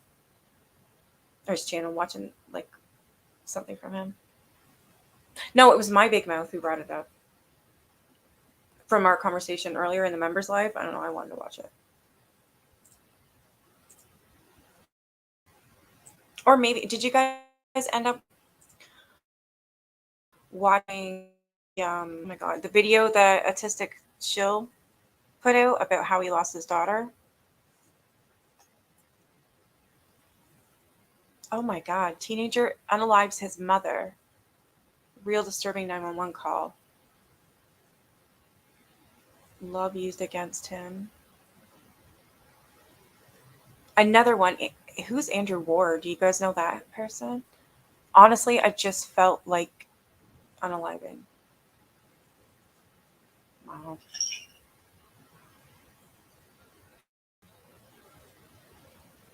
Oh, there it is. How my daughter passed away. And it was a warning to others. That was 3 years ago.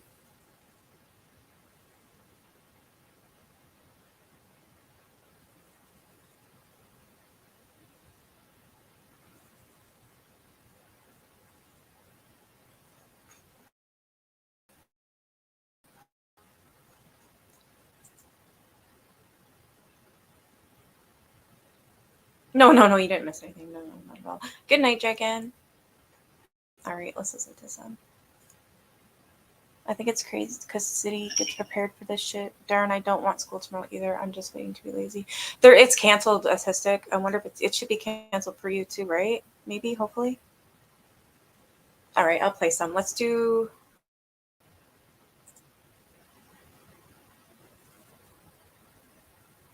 Oh my god, woman is buried alive and survived, so that's good. I don't know this one. Honestly, I just felt like, okay.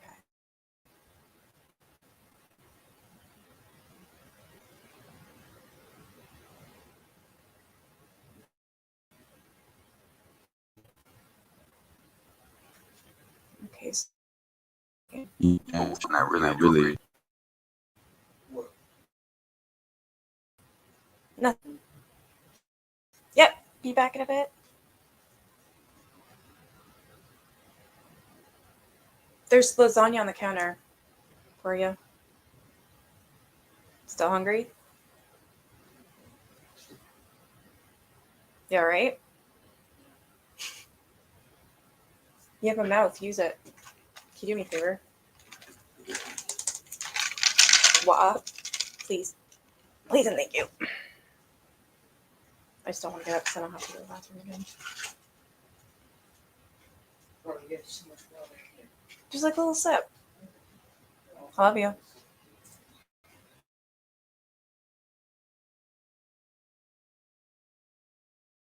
appreciate you dropping in. If you and my content, hit the below.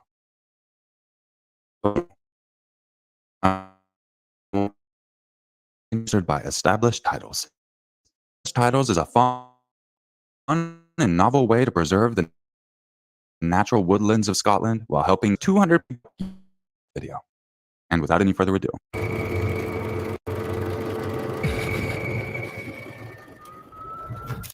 Andrew Ward was a 27-year-old man living in Phoenix, Arizona with his mother and stepfather Hugo Toppin and his 3 younger step-siblings. His family began to notice a change in Andrew when he was around 21 years old. He was already taking drugs and drinking a lot, but what worried them more was the state of his mental health and depression, which seemed to get worse as the years went by. On several occasions, he was convicted of assault, marijuana possession, DUI, resistance. I remember when Your Maker, this channel, he tried to change his background music, and all of us were like, no, put it back. Because his background music, I don't know, it's just so original. It's creepy, it's scary, and it's just, I don't know, it suits the channel. Brings a sense of sadness, though, but he wasn't allowed to change it. We made him change it back. I remember that. We were all fighting about it. Like, no, we want the original. I don't know. I just always watch this guy forever.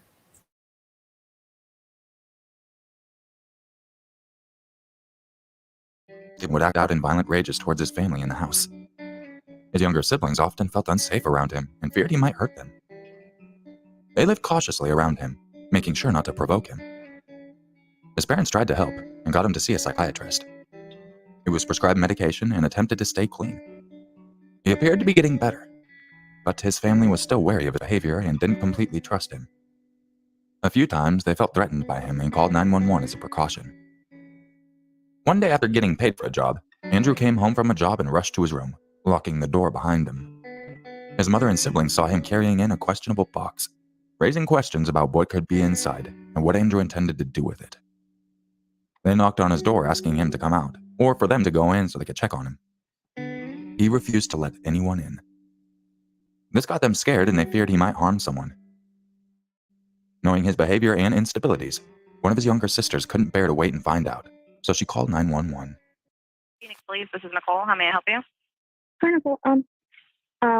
Is there any way you can check my brother's room or anything? Because we feel really, really unsafe because we're not sure what he bought. Okay, what do you mean what he bought? He is really mentally unstable, so we're afraid he bought something that could possibly harm us. Okay, and where is he right now? In his room. He's 28 years old. Okay, and who's there with you? My mom, but he won't let us in the room to see what he bought. They're coming and check his room. I mean, I guess they're going to... I'm not an officer. I can send an officer to you, and they can talk to you, but it's them. I mean, if they feel like they need to go in there and talk to him, then they'll talk to him, but I don't think they're going to be able to search his room. He has threatened you guys or done anything?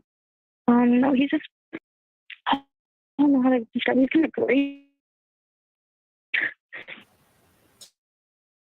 Right away, I want to smack that dispatcher in the face. Clearly, we know something happened, right? And they just brush it off. Oh my God. That sucks. It should be for you too, Adjusted. Damn.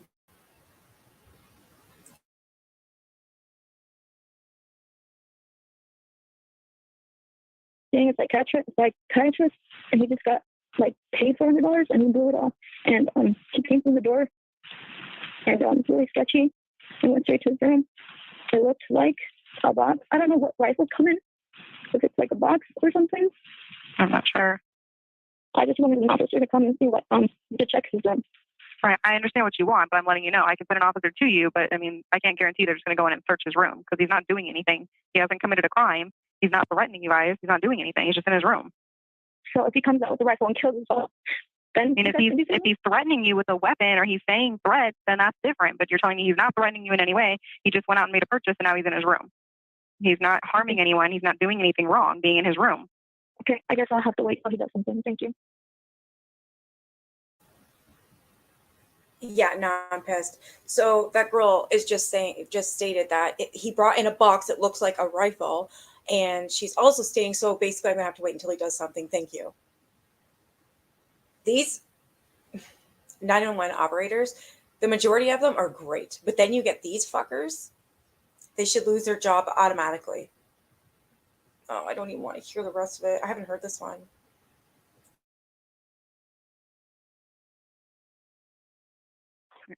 The police never turned up, and no follow-ups were made.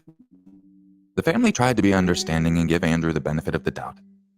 They had managed to live with him safely for this long and hoped it would remain that way. His medication appeared to be helping too, and after talking to the dispatcher, they thought that they might just be overreacting. The next day, Andrew's mother wanted to take the family out for dinner. Andrew didn't want to join them, and when Austin, the younger brother, was asked, he also chose to stay behind at home. The mother and her two daughters went out, leaving Andrew and Austin alone to play video games. Later that evening, on March 12, 2014, a 911 call was made from a stranger's phone. Phoenix 911. The new head of Unibet Ontario is learning hockey. Is tossing the puck? Bet Ontario. 911. Where's your emergency?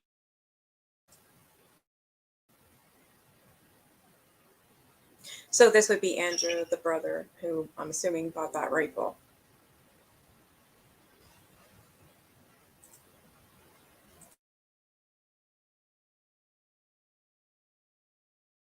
I need to come pick me up. What's the address of the emergency? I'm at Circle K, but the emergency is at 21448 North 34th Drive. Is that a house or an apartment there? It's the house. What's the emergency there? I'd rather not say. Okay, well, if you're calling 911, it's my job to find out. So I need to know what the emergency is. I think it's murder What makes you think that? because I stabbed someone. Okay. And where are you at? I'm at Circle K on 35th Avenue in Deer Valley. And who is this that you stabbed? Google Austin Tapia. Where did you stab him at? I think I stabbed him in the chest and in the neck and in the head. Okay. And who is this person? This is Google Tapia's son. But how do you know him? He lives in the house. Okay, so he's your roommate? He's a family, or he's a relative. Okay. Is he like a cousin or? He's basically kind of like a brother. Okay. And what happened? Were you just fighting or what was going on? Honestly, I just felt like chilling. Okay. Have you been drinking or doing any drugs or anything like that? No, I have not. Okay. So you guys weren't arguing or anything like that? Nope. Okay. That was a kill for a U.S. Marshal. Okay. Not man. And what's your name, sir? My name is Andrew Ward. He just said that was a kill for U.S. Marshal, and I support them. What the fuck?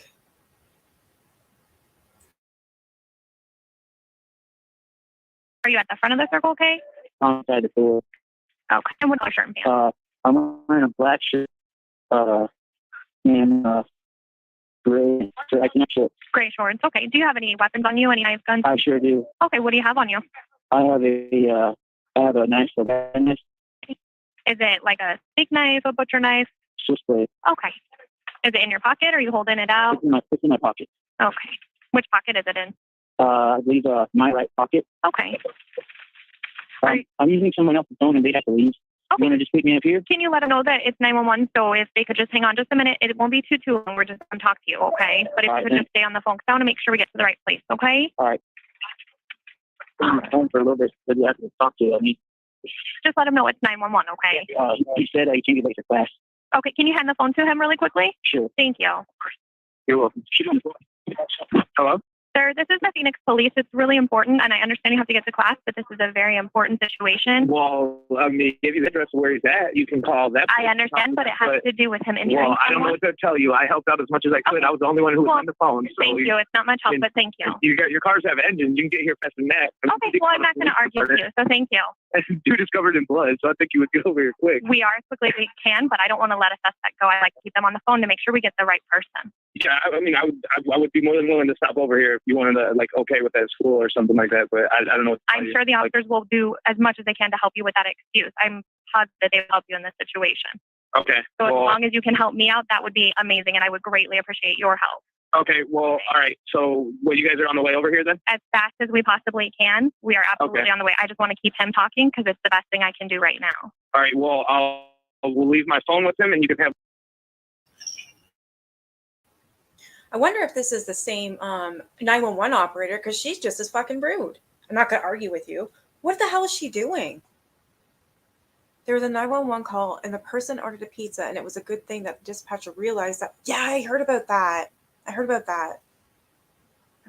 that one. Yeah, it is crazy, Teresa. I've listened to so many. I haven't heard this one, but I have listened to a lot of these.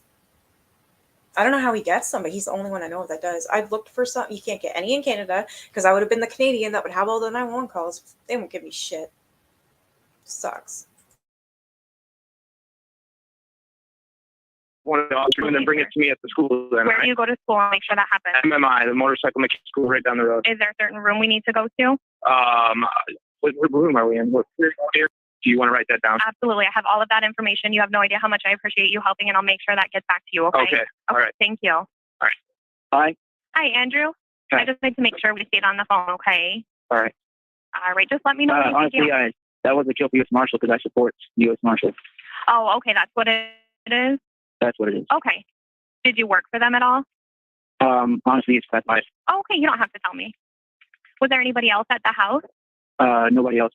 Okay. And just, when you see the officers again, they just want to talk to you, okay? I'm going to stay on the phone with you? If you can, if you don't mind. Have you taken any kind of drugs or anything like that today? Not today. Okay. Do you normally at all? I think I'm clean. You are? Oh, okay, that's good. What did you used to take? I'd rather not say. Okay, you don't have to. Just making conversation. I'd rather not say for that question. But, no, you don't have to answer. It's not a problem, okay? Are you hurt at all? Like, honestly, I'm a little bit, but it's not bleeding. I don't think. Okay, so you don't need a paramedic. I don't know. There's blood everywhere. There's blood. There's blood everywhere. Yes. Okay. Well, you just let me know if you're injured and you need medical attention, okay? Because I want to help you out. Am I going to the mental hospital or am I going somewhere else? You know what? I am not an officer, so none of that is up. What we want to do is our job. Are you still inside the Circle K or did you go outside? I'm still inside Circle K, and I see the SUV. Should I walk outside? You know what? Let me ask them what they want you to do, okay? All right. I'm just going to ask them real quick, okay? All right. All right. So you do see the officers outside? I see the officer. Okay. Go ahead and walk outside. If you want to stay on the phone, you can, or if you want to hang up, that's okay. Andrew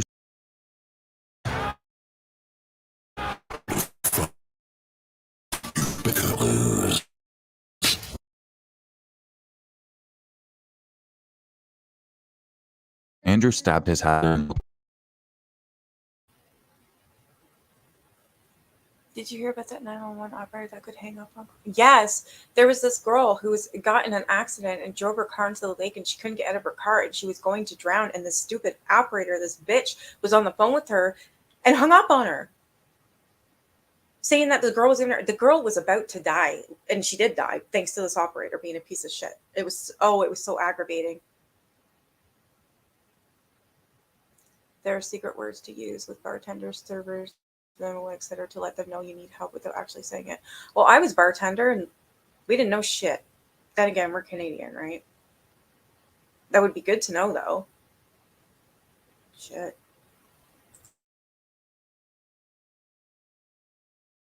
Multiple times, killing him, then left the home to call the police at a nearby convenience store. He was covered in blood, but remained calm throughout the call and his interactions with people around him. The police found him at the store and arrested him.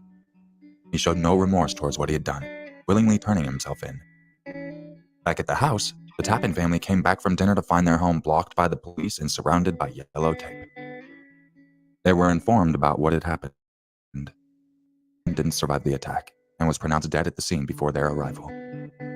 Almost 3 weeks later, Andrew was rearrested and booked while in police custody. On the night of April 2nd, 2014, Andrew brutally murdered his cellmate, Douglas Walker. He beat him, stabbed him with a golf pencil, and then suffocated him using a plastic bag. Strangely, he also smeared peanut butter over the victim's head. Upon his arrest, he told officers that he once again just felt like killing. However, later on, Andrew told investigators he felt threatened and heard voices telling him there was a death warrant and either he or his cellmate had to die. He acted out based on what he had heard as a way to save his own life, but he could not tell if the voices were real or just in his head. He once again showed no regret. Andrew was now being charged with 2 murders. Initially, he pleaded not guilty to the murder of his brother, Austin, though he later changed it to guilty. The prosecutors were seeking the death penalty, but because of the change of plea, the option was removed from the table. The probable cause statement by the police in 2014 suggested Andrew was mentally ill and an addict. He had even asked police officers to take him to a mental hospital instead of prison upon his arrest. Andrew's defense attorney also claimed that her client was incredibly ill. She shared a list of every anti-anxiety, mood, and antipsychotic medication he was taking that was prescribed by a licensed psychiatrist. The psychiatrist pointed out that if a sane person were taking all those medications, they would fall into a coma. Andrew was mentally ill, and he needed help to manage it. His mother knew this too. During his trial, she went to court to try to understand what he was going through. Even though the ordeal was taking its toll on her entire family, and Andrew's stepfather could forgive Andrew for what he had done, she showed support because she knew her son was unstable. On the other hand, prosecutors accused him of malingering and insisted on separate psychological evaluations to be conducted. These concluded that Andrew was mentally competent enough to understand his actions and the severity of what he had done. In the end, lawyers on both sides of his case agreed on competence.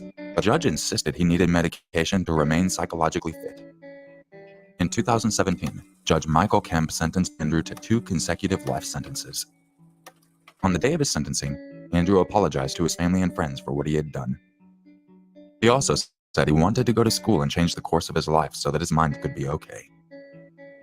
In light of Andrew's mental condition, the court also ruled that his prescribed medication be made available to him as he serves his prison sentence, and he should be evaluated. I appreciate you dropping in, and if you enjoy the style of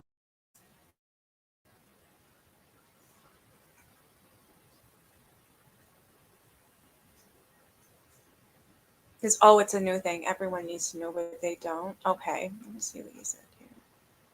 So it's just, okay.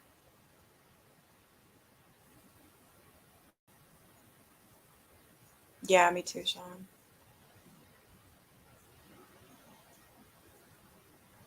That's sad. It didn't say, though, how young this stepbrother was. He looks young. But as if he went to and did it in jail again. I'm glad they didn't let him get away with the insanity bullshit.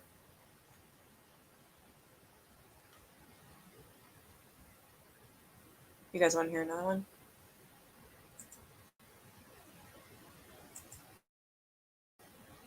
I don't have to get up early or anything, so I'll stay on here. You can do whatever you want.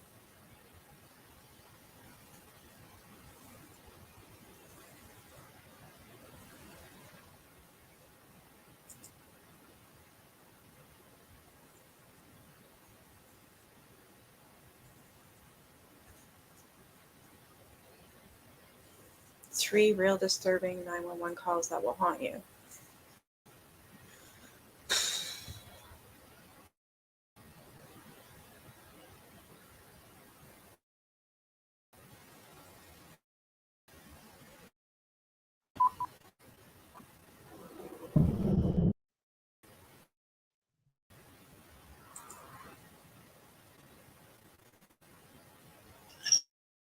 hello, and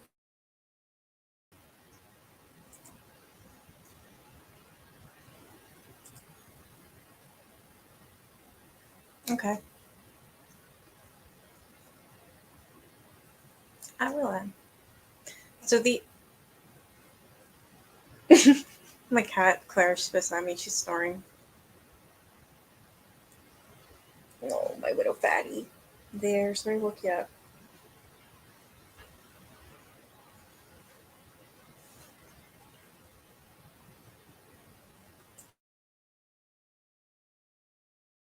I appreciate you dropping in, and I guess we'll get into the next video. And if you enjoy my content, don't forget to leave a like, subscribe, and share with your friends.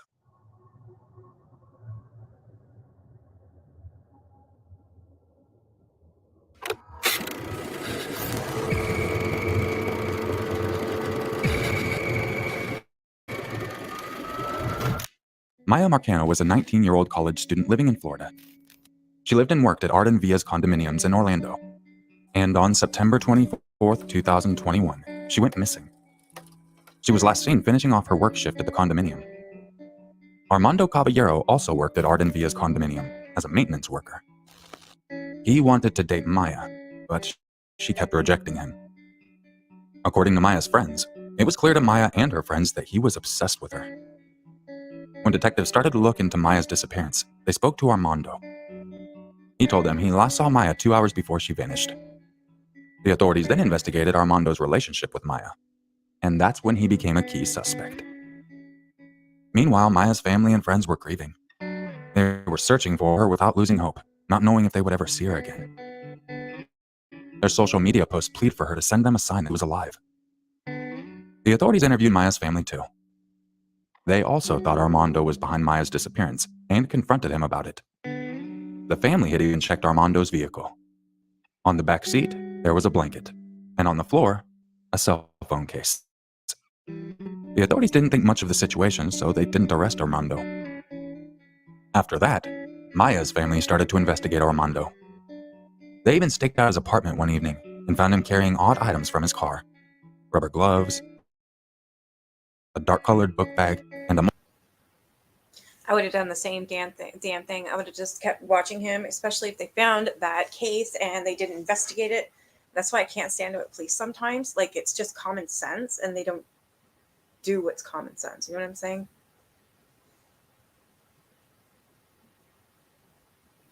Oh, there you go. You can just listen to my big mouth and your makers, and yeah.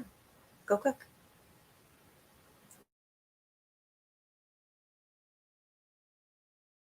Multi. When the family reached out to the authorities, they dealt with the information. So asked the family to allow the police to do their job. The police then found out Armando had broken into Maya's apartment half an hour before she went missing. He had had a master key, and they assumed that he had broken in and lied in wait. But before they could arrest him on burglary charges, Armando committed suicide. A woman came across his hanging body in the maintenance garage. 911, you need police, fire, medical. We found a suicide on property. Someone hung themselves in a garage. What is it? 525 Sable Lake. Okay, and what is your name? Yes, I am. Okay, and is there a unit, or is that the unit number 525 where you found them? No, they're in the garage. They're in our paint garage. So the male? So it's garage. It's a male? Okay. Yes, a male. You said it's at the parking garage, or paint? Yeah, it's one of our, yeah. If they're looking for a building, it's by building 641, building 633. You said it was in a parking garage or in a paint garage? I'm sorry, I forgot what you said. It's one of our garages, but Okay. we just store paint in there. So, Okay. yeah, sorry. All right, he's beyond, he's deceased, not beyond any help? I believe so. Okay, He's all right. dead, right? Okay, we'll have an officer over there in a few minutes. You said it was a male? Yes. Okay, see you shortly. Thank you. Okay, thank you. Finally, on October 2nd, 2021, Maya's body was found. They searched an area about 18 miles away from Maya's apartment when they found her. By then, her body was nearly completely skeletonized. There was black duct tape around her mouth, ankles, and wrists. The medical examiner could not tell what had happened to her. Her body had decomposed so much that there wasn't any soft tissue to determine how she had died. And before we get back into the video, I want to give a shout out to today's video sponsor, Scentbird. Box for different of a rebel.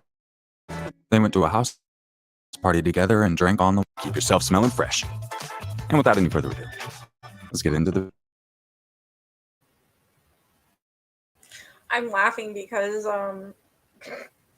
Katie Joy had to do, she didn't have to, but she had Scentbird as a sponsor and lost that like that. Cause so I'm laughing. Oh yeah, we love to discuss food.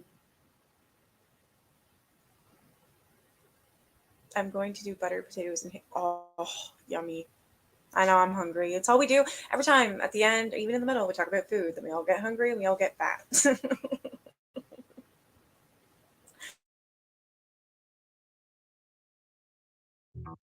Paul Murdoch took his 6 friends out on his father's boat on February 24th, 2019.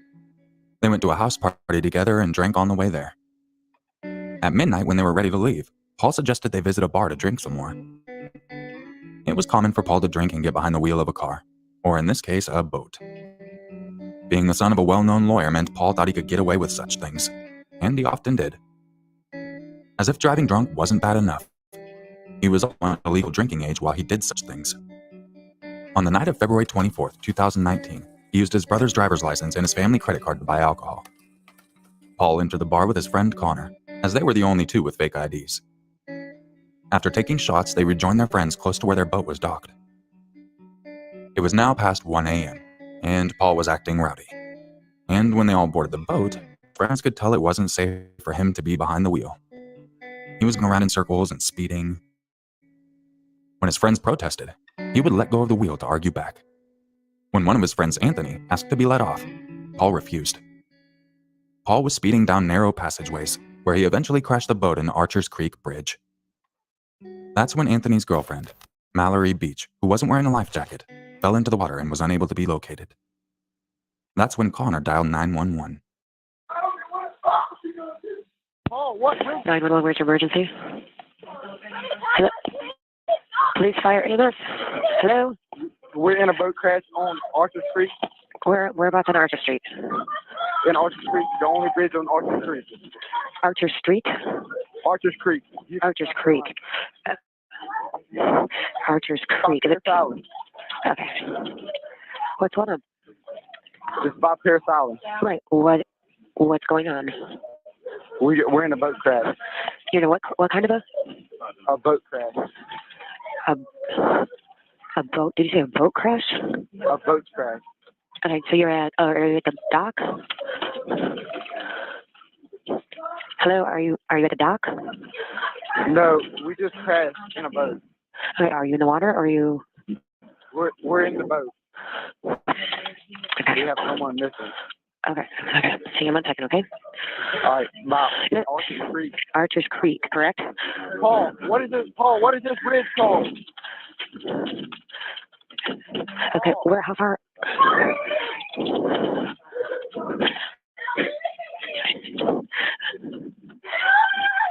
Please send someone. No, we're calling, okay? See, well, how far off shore are you? In Archer's Creek. Right, how far out? There's only one bridge in Archer's Creek. You're by the bridge? There's only one bridge in Archer's Creek.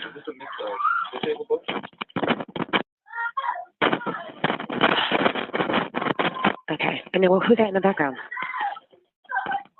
There's 6 of us and one is missing. Okay, there's 6, one is missing. So 6, do you guys have life jackets on? Yes, ma'am. We have more than enough life jackets, but we're on the bank. So you're missing, who's missing? Female Mallory Beats is missing.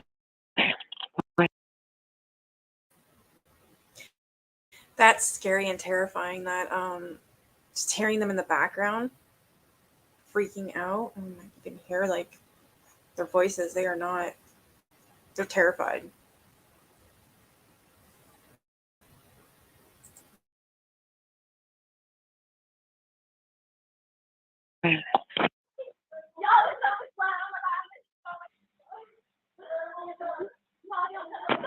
Okay, what's your name, sir? My name is Connor Cook.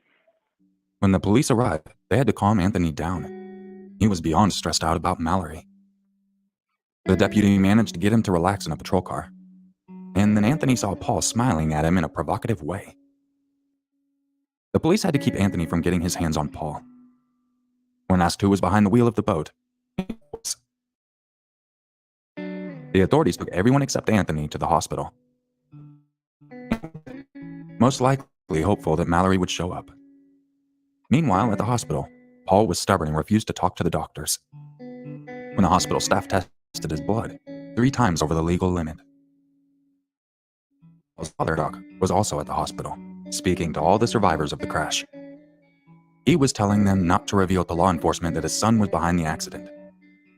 His plan was to pin it on Connor, who he also told to keep his mouth shut, and whose family would later sue Alec for this. The authorities searched for Mallory for 8 days. On March 3rd, volunteers came across her body 5 miles down the river from where Paul crashed the boat. Over a month later, Paul was charged for boating under the influence, as well as causing Mallory's death. He pleaded not guilty. And eventually the charges were dropped. And the reason they were dropped is actually covered in a previous video of mine. 2 years after this incident, Alec Murdoch, the father, also an attorney, murdered both Paul and his wife. He had a very lengthy criminal record, from stealing company funds to insurance fraud and all kinds of different things. He had been getting away with his crimes for years. But finally, after the murder of Paul and his wife, he was charged with over 90 different crimes. And then not long after that, he tried to kill himself for a $10 million insurance claim for his last living son, and was caught there too and charged with insurance fraud.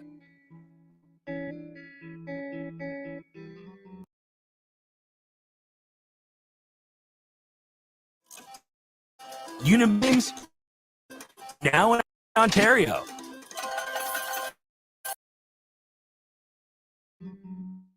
At the age of 20, What the fuck? Why were the charges dropped? That is insane.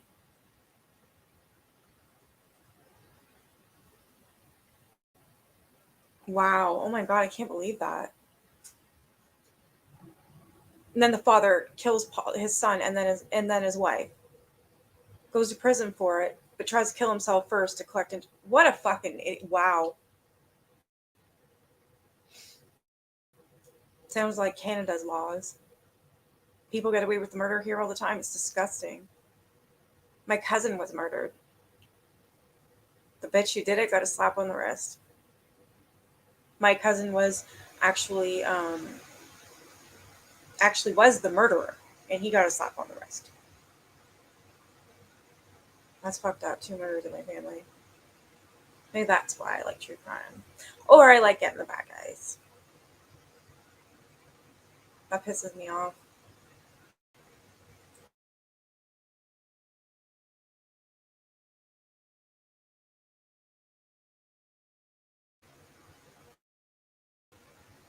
Dad probably kills him before the court case. It's so gross. It's not right. Ian David Long was living. Things weren't going well for him. He had served in the U.S. Marine Corps for 5 years and toured in Afghanistan. After returning home, he joined California State University to study athletic training. His mother was constantly worrying about him because she felt he wasn't happy, and something was off about him. But whatever of his time as a soldier, in high school, he was a little too serious. One of the staff at the school he attended plainly said Ian wasn't a happy kid. He had even sexually assaulted a teacher, and was known to be aggressive. The entire school administration knew he had mental health issues. Ian didn't complete studies at the university. His behavior continued to worry anyone who knew him. On one occasion, a neighbor called 911 to complain about noises coming from Ian's home. The caller said, "It sounded like he was tearing down the walls of the house." On November 7th, 2018, Ian entered the Borderline Bar and Grill in Los Angeles. Nobody could have guessed what he was about to do. He had legally purchased a gun some time back, and for whatever reason... Have you guys heard of any of these cases? I haven't. Yeah, me too, Sean.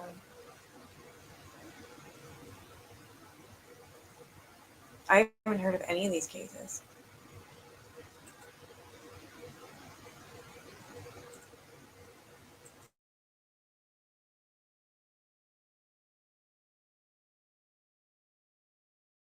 He opened fire at the people in the nightclub.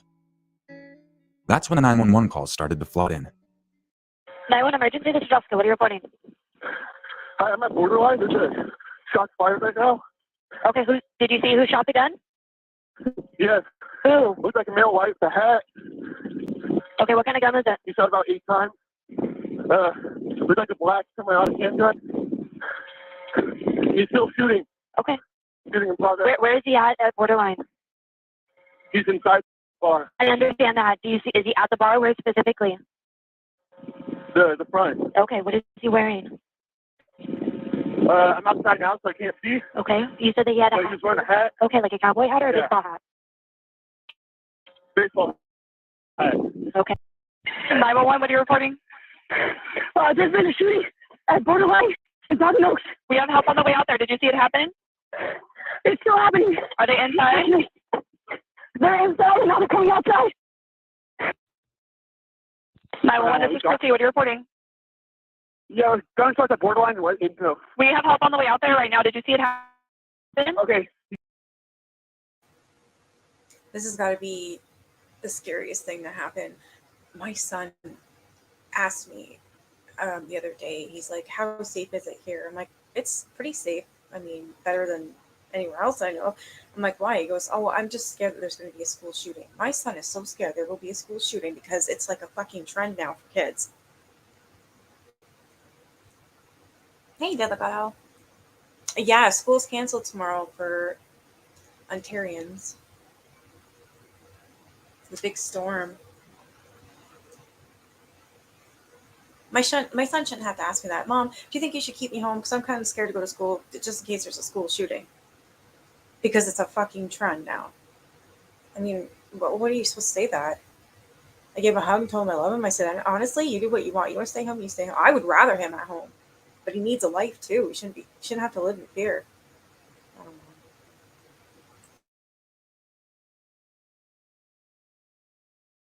You have a lot going. Did you see it happen? Is he still there? Thank you.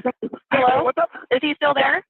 Yeah, there's gunshots still inside. I've been hit. I'm bleeding everywhere. People are running everywhere. My friends are inside. Okay, we have help. Are you? They're still going. Okay, we're sending ambulances. Where are you going to be? I'm going to be at the front of the exit. Like in the front of the I'm going to be at the front of the entrance. Yeah, did you see what the man looked like that was shooting? Like how old? I saw a gun. He was middle-aged man. Middle age? I saw a gun. Okay, can you tell if he was white or Hispanic or black? He was white. He was white in a black shirt. Okay, and was it a big gun or like a handgun? It was a handgun. Emergency, tell me where you're reporting.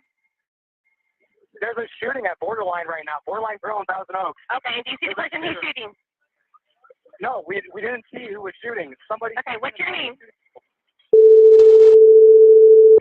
You need to get caught. They're coming there, lights and sirens. Do you know if anybody's injured? Yeah, there was the security guard was dead. There were 2 people working at the. There was 2 people dead. How do you know they're dead? Well, they're down. They got shot. They're down. And you said 2 other people? Are they outside or inside? They were inside. The authorities arrived at the chaotic scene, which was the cam.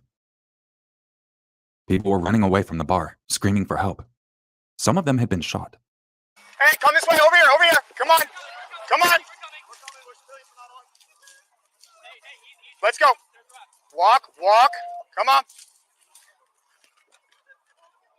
Behind the car, everybody behind, just behind, right behind. Let's, everybody just down, hunker down, right behind here, okay? Is anybody hurt? No? Okay. Stay here, okay? I need everybody to stay here. Okay? Sit down, okay? Everybody down, okay?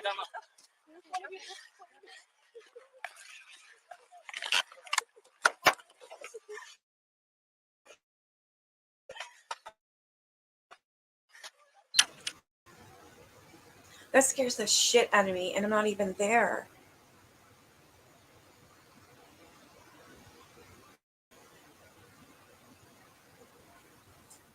Are you serious? I'm sorry, Mommy. Yeah, it is a little bit easier. Yeah. Not easier. It isn't as easy. Yeah. It's harder. I know they shouldn't be worrying about school shootings. It's ridiculous. Yeah, you're right, Sean. Me neither, Brenda. Me neither. There is one here, and it happened in 1983 or 86. And this was in Quebec, the Polytechnique High School. Holy, good sleep, girl.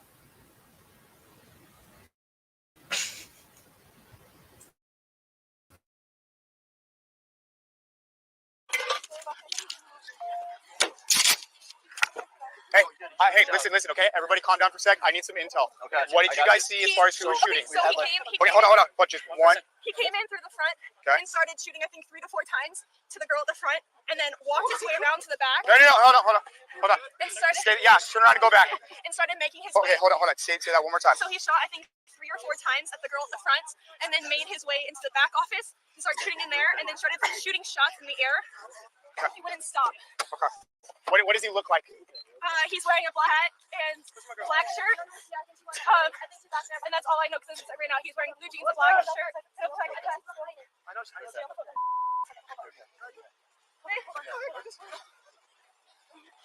You're okay, baby.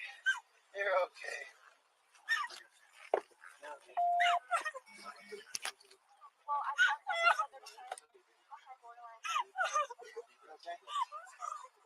Mom, back. Come on. Hey, Mom. Yeah, I'm okay too. I'm okay. Don't even worry about it. I can take it to you. I mean, you won't be able to get in. It's just cops are blocked off all the streets. It's okay. All right, hey, we're gonna find a little bit. Okay, there's a gas station across the street. Meanwhile, Ian retreated to where the surveillance monitors were kept. That meant he could see all that was going on right outside. And when he saw a few police officers enter the bar, he shot at them. Sadly, one of the officers, Sergeant Ron Helps, tripped over and fell while escaping. His fellow officers started to fire back at Ian, giving him time to get up. That's where Ian shot him 5 times, while one of his own officers accidentally shot him in the chest. After exchanging gunfire with the police, Ian killed himself. That night, he murdered 12 people in total. while injuring several others.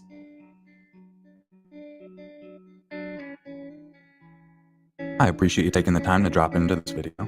And seriously, if you want to help the center and use your sign off your first order, enjoy the little bottles of the fragrances. Makes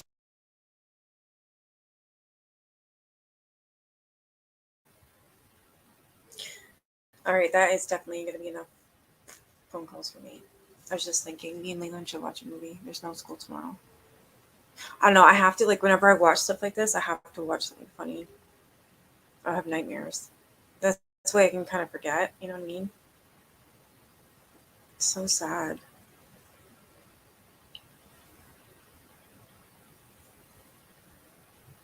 Yeah, there was never such a thing in the 80s or 90s when I went to school shootings. There wasn't, except for that one in Quebec. But, well, technically, Quebec's not part of Canada anymore, right?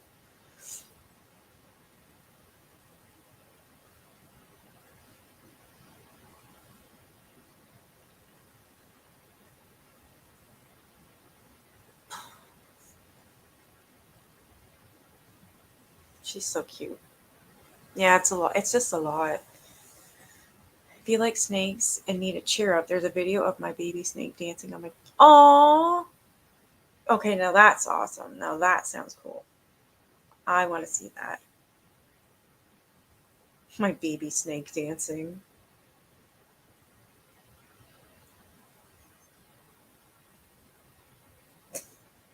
Really, Claire?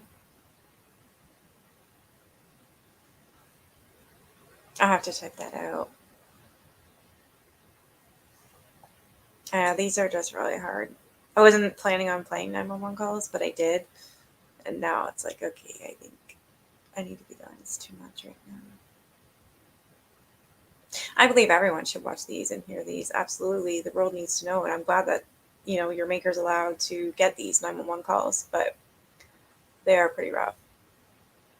Especially when you know that the people that are being called for have passed. Like this one in a bar. Like, what the hell?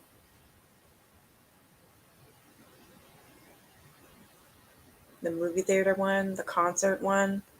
It's not just schools anymore. The McDonald's one from... Who was that fucking guy? I can't remember now. There was a in the 80s. There was a McDonald's mass murder. Randy something did it, I believe. Randy? Something like that. Just the low life.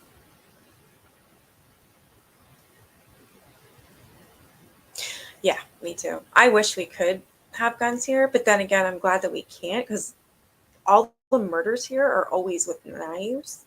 At least it gives you a running chance. I don't know anybody with guns around here. Like, not at all. An air pistol or like a BB gun, maybe.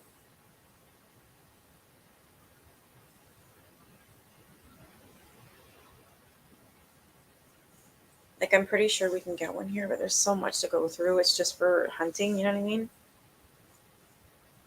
Like I said, if anybody ever broke in here and I shot them, I'd be going to prison, not them. If someone's on my roof and they happen to fall through, I get in shit because my roof's shit. Like, it doesn't make sense.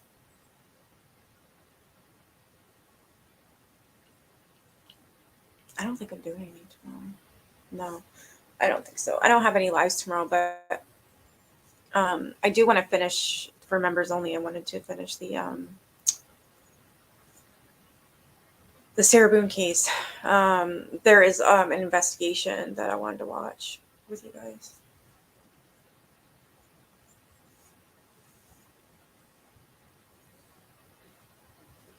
There is La La Land. All right, yeah, I'm gonna end it here. I should be back tomorrow. I can't see me. There's I won't be going anywhere because I will probably be snowed in, and I'm not shoveling. No way. Little asshole stole my shovel. I don't know who, but someone did. I think I know who. Baby snake. Yeah, that's what I'm thinking. Exactly. There's only one school shooting in Winnipeg, Manitoba. And then there's the one in Quebec. That's the only ones I know of.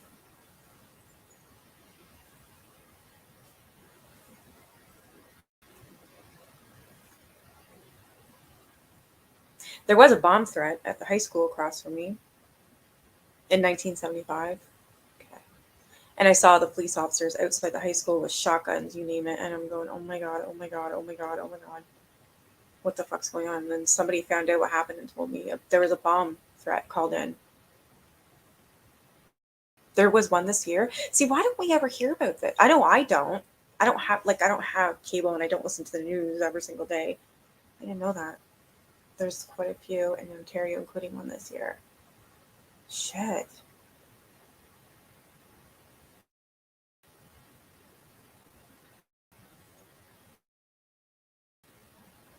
I need to watch something funny.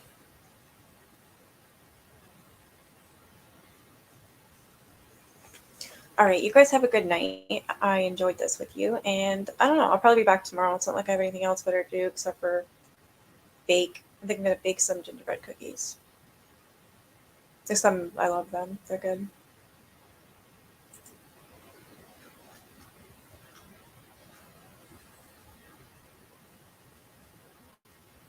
All right, you guys have a good night. I'll probably be back tomorrow. Bye.